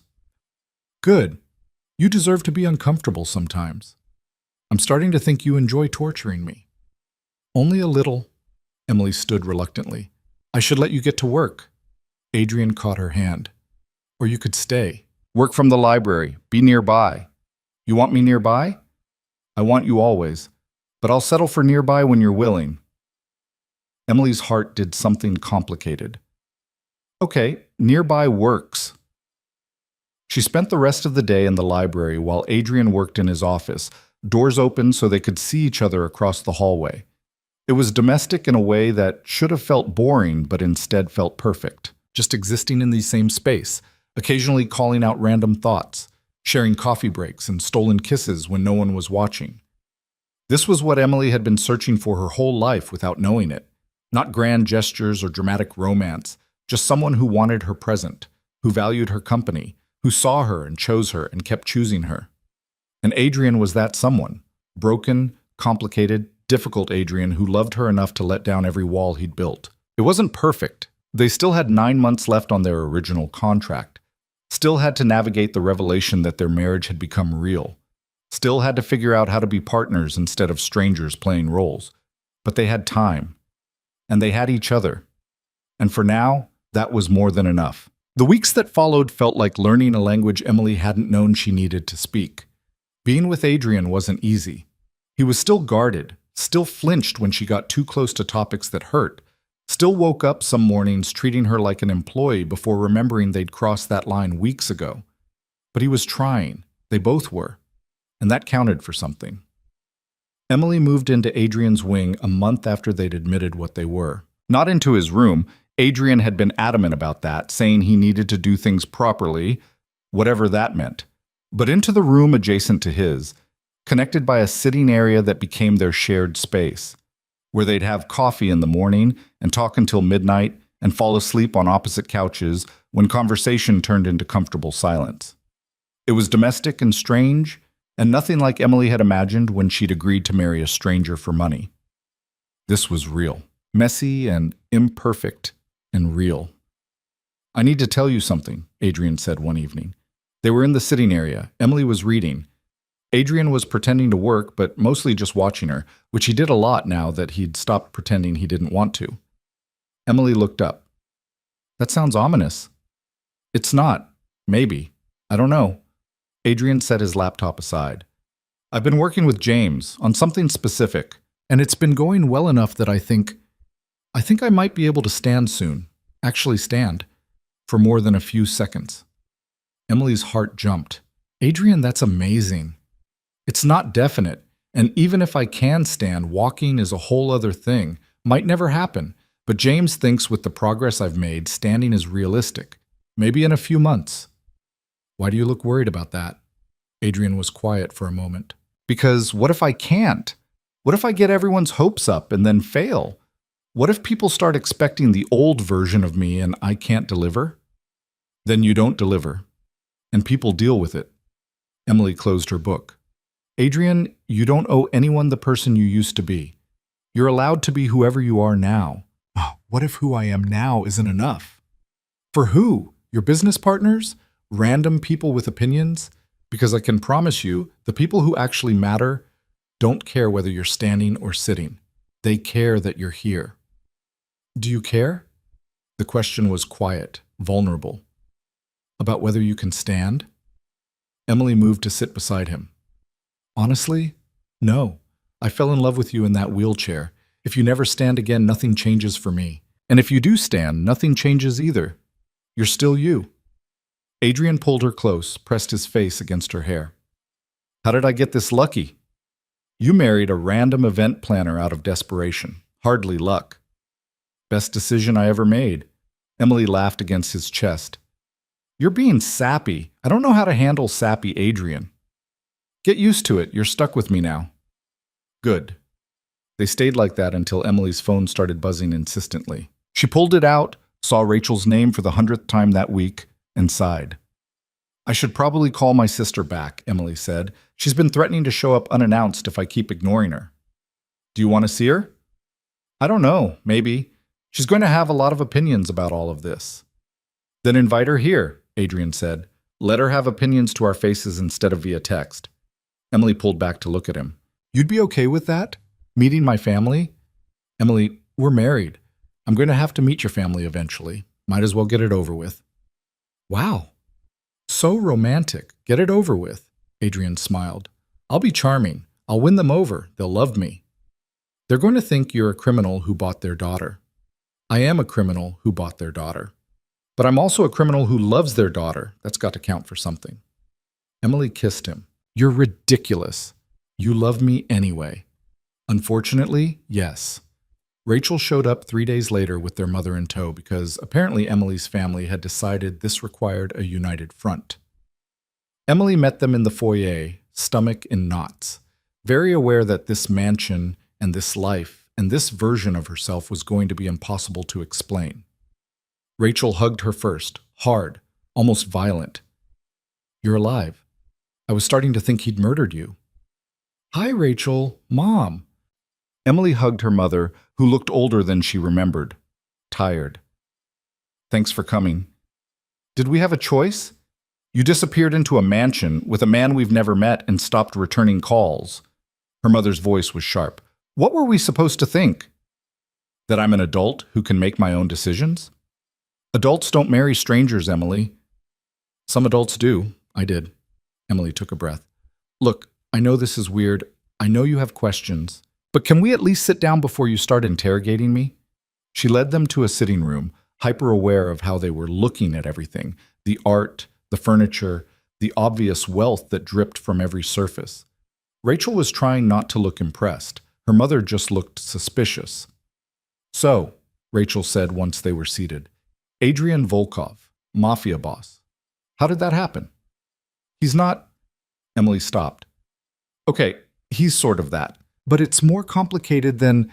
Is he dangerous? Her mother interrupted. Are you safe here? I'm safer here than I've ever been anywhere. That's not an answer. Emily met her mother's gaze. Yes, I'm safe. Adrian would never hurt me. How do you know that? You barely know him. I know him better than I've known anyone. The words came out more forcefully than Emily intended. I know he's been hurt by people he trusted. I know he pushes himself too hard because he thinks being injured makes him weak. I know he reads the same books over and over when he's stressed. I know he's terrified of caring about people because everyone he's cared about has left. And I know he loves me. Actually loves me. Not for what I can do for him or what I represent. Just me. Rachel and their mother exchanged looks. Then Rachel said, You're in love with him? Yes. After 4 months? Yes.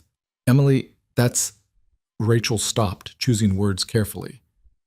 That's really fast. I know, but it's real, and I need you to trust me on that. How can we trust you? You married him without telling us. You disappeared into his world without warning.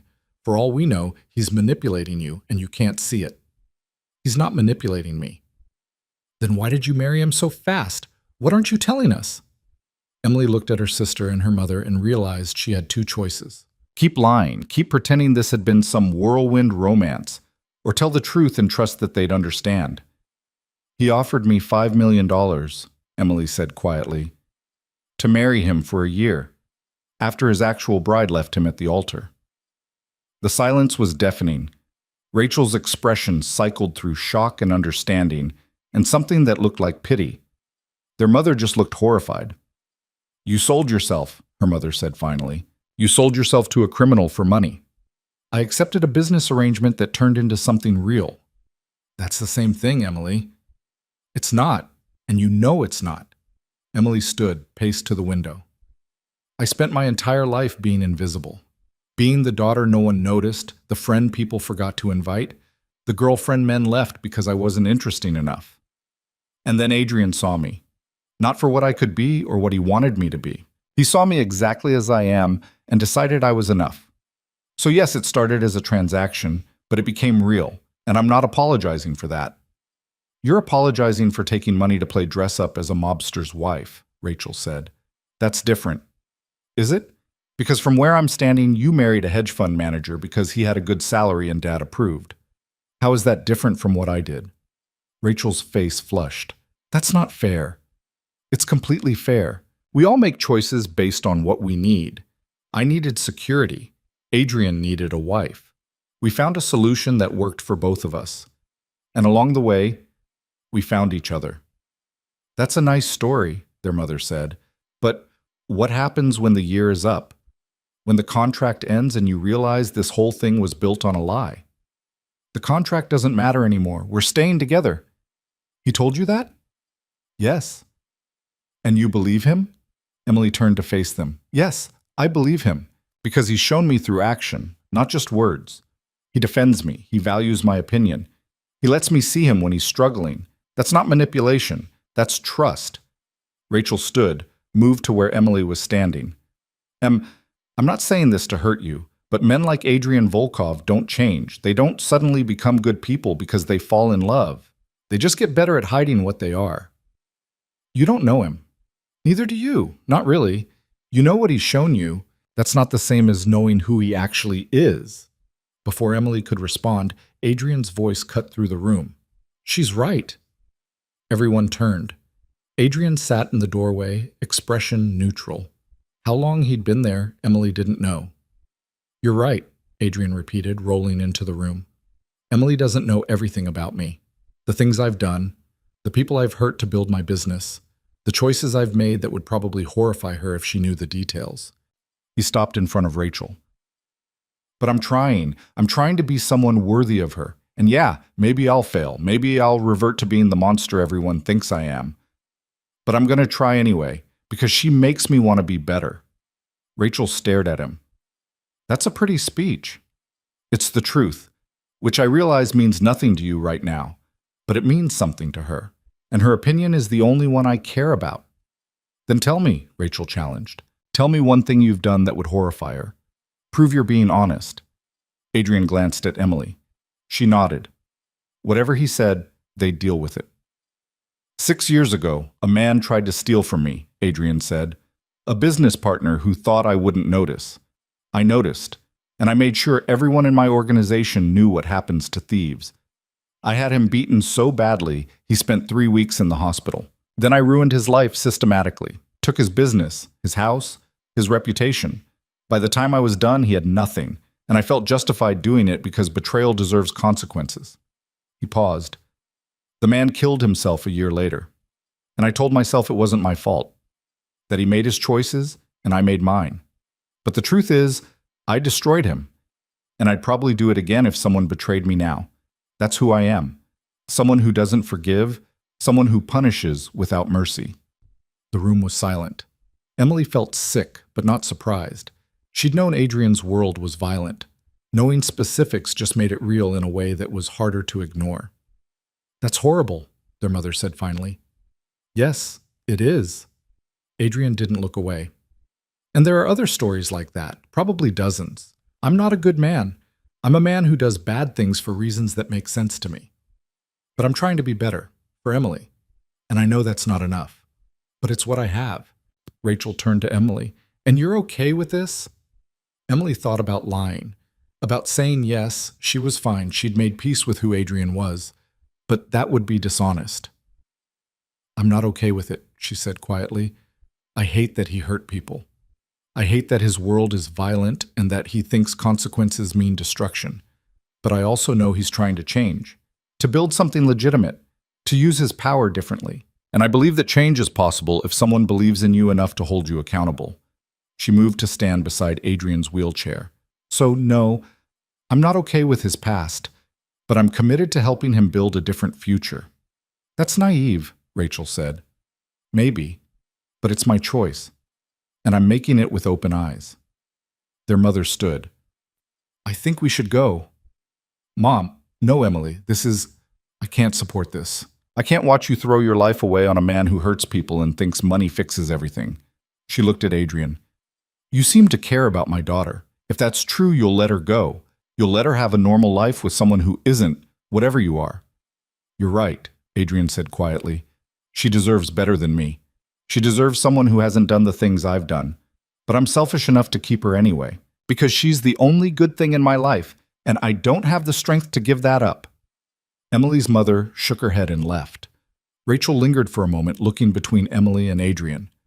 I hope you know what you're doing, she said finally. Because if he hurts you, I don't know how to fix that. I know what I'm doing, Emily said, even though she wasn't entirely sure that was true.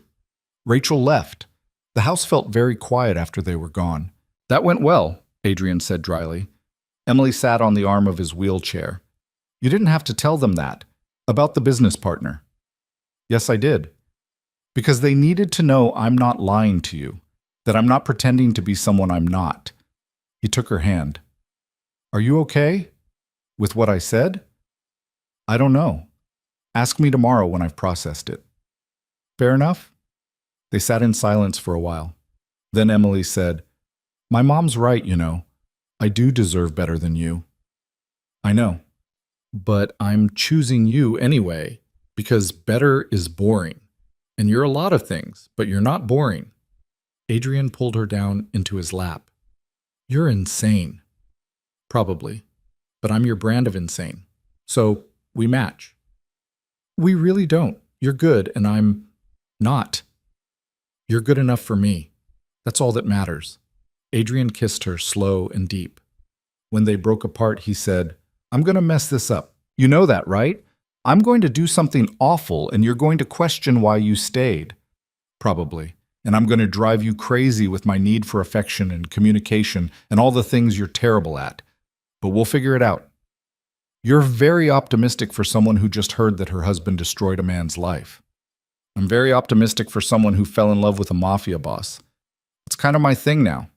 Adrian laughed despite himself. You're ridiculous. You've mentioned that several times. Because it keeps being true. They stayed like that until the light faded and Irina came to announce dinner. Walked to the dining room hand in hand, facing whatever came next together. 3 months later, Scarlett resurfaced. Not in person this time, but through the media. Someone had leaked the story about Adrian's marriage, how it started, the contract, everything. The article was everywhere within hours, complete with unnamed sources and enough detail that it couldn't be dismissed as rumor. Emily saw it first, scrolling through news on her phone over breakfast. Her stomach dropped.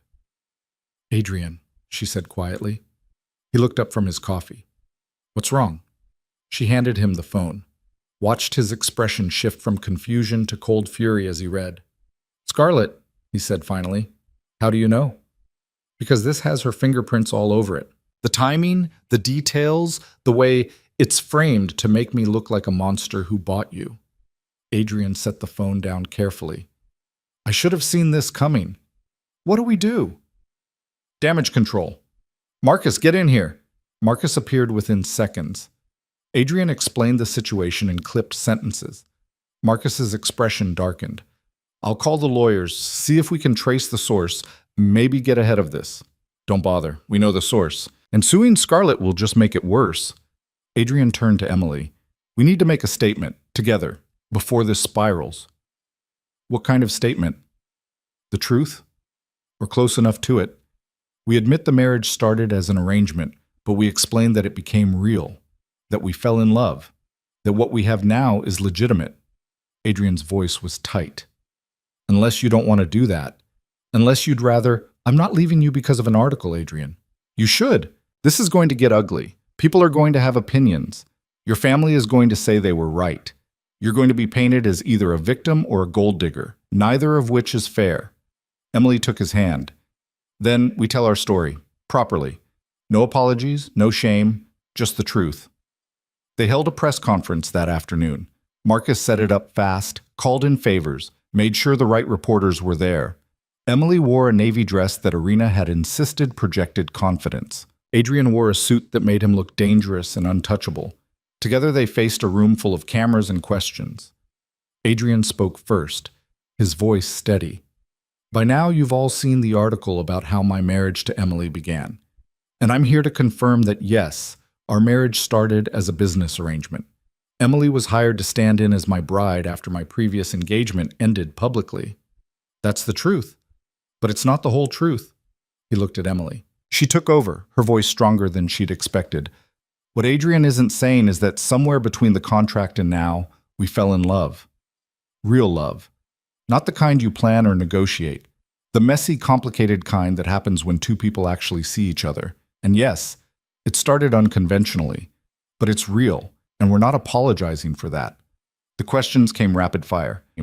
Was she being coerced? Had Adrian paid her? Was this just another manipulation? Emily answered each one calmly. Yes, there was an initial payment. Yes, they'd agreed to stay married for a year. No, she wasn't being forced to stay. Yes, she loved him, actually loved him. When someone asked if she regretted accepting the arrangement, Emily didn't hesitate. No, because that arrangement gave me something I'd been looking for my whole life. Someone who sees me, who values me, who chooses me every single day. So no, I don't regret it. Adrian added, I'm not a good man. I've done things I'm not proud of to build my business, but Emily makes me want to be better. And whatever you think of how this started, what we have now is real.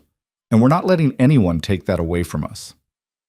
The press conference ended with more questions than answers, but Emily felt lighter afterward. They'd told their truth. Let the world make of it what they wanted. The response was mixed. Some outlets called it a love story. Others called it manipulation. Emily's phone exploded with messages from people she hadn't spoken to in years, everyone suddenly having opinions about her life. She ignored most of them, except Rachel, who sent a single text. I still think you're crazy, but maybe the good kind of crazy. Call me when you're ready. Well, Adrian said that evening, we survived. Did we? It feels like we just painted targets on our backs. We did, but we did it together. That's got to count for something. Emily curled against him on the couch. Do you regret it? Being honest? No, because now there's nothing left to hide, no secrets she can use against us. We took away her power by admitting the truth first. Adrian kissed her temple. We're going to be fine. You don't know that. No, but I'm choosing to believe it anyway, because the alternative is giving up. And I don't give up, especially not on you. The fallout lasted weeks. Business partners questioned Adrian's judgment. Rivals tried to use the revelation as leverage.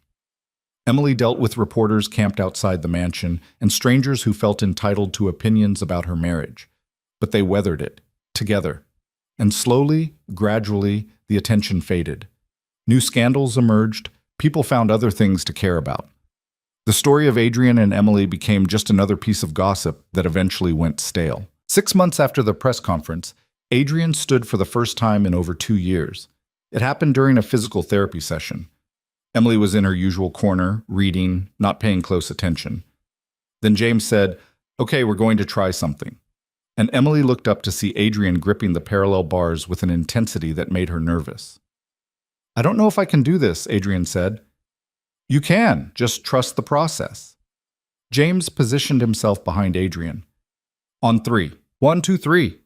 Adrian pulled, shook. For a moment, nothing happened. Then slowly, agonizingly, he straightened. His legs held. He was standing. The sound Adrian made wasn't quite a laugh, wasn't quite a sob. Just pure relief and triumph and disbelief all mixed together. "I'm standing," he said. "I'm actually—" His legs gave out after 10 seconds. James caught him, eased him back into the wheelchair, but Adrian was grinning wider than Emily had ever seen. "I stood," he said, looking at Emily. "Did you see that?" "I saw it." Emily was crying and didn't care. "You did it! 10 seconds. That's nothing. That's everything." Adrian's progress accelerated after that. 10 seconds became 30. 30 became a minute. A minute became taking actual steps with support. It was slow, frustrating work, but Adrian kept pushing, and Emily kept showing up to watch. 3 months later, Adrian walked across the physical therapy room unassisted. 11 steps before he needed to sit down, but 11 steps that proved everything was possible if you wanted it badly enough. "I'm proud of you," Emily told him on the drive home. "It's just walking. I used to do it without thinking." "It's not just walking. It's proof that you're stronger than the accident, that you can rebuild yourself into whoever you want to be." Adrian took her hand. "I couldn't have done it without you." "Yes, you could have." "No, I would have given up, would have decided it wasn't worth the effort. But you made it worth it. You made everything worth it." That night, Adrian asked Emily to move into his room properly. Not the adjacent space. His actual room, his bed, his life. "Are you sure?" Emily asked. "We've been taking things slow. We've been married for a year and a half. I think slow has run its course." Adrian pulled her close. I want to wake up next to you. I want to fall asleep with you. I want you in my space, in my life, permanently. No more separate rooms, no more pretending we're not completely tangled up in each other. Emily kissed him. Okay. Yeah? Yeah. Let's be completely tangled up. Moving her things took less time than Emily expected, mostly because she didn't have much she wanted to bring. The important parts, her books, her clothes, the framed photo of her dad, fit in a few boxes. Everything else could stay in the guest room that had never really felt like hers anyway. Adrian's room was large and dark, and very obviously his. Heavy furniture, minimal decoration, books stacked everywhere. Emily started moving things around immediately, making space for herself, and Adrian didn't complain. Just watched her reorganize his life with an expression that looked like contentment. Are you going to let me keep any of my stuff in its original location? He asked. Probably not. You have terrible organizational skills. I'm a crime boss. I don't need organizational skills. You're a crime boss who can't find his reading glasses without help. You need organizational skills desperately. Adrian pulled her onto the bed. I don't need glasses if I have you to read things for me. That's a terrible system. It's efficient. He kissed her slowly. And it means you can't leave. I'm not leaving. Promise? Promise. They stayed in that night, ordered takeout, watched movies neither of them paid attention to.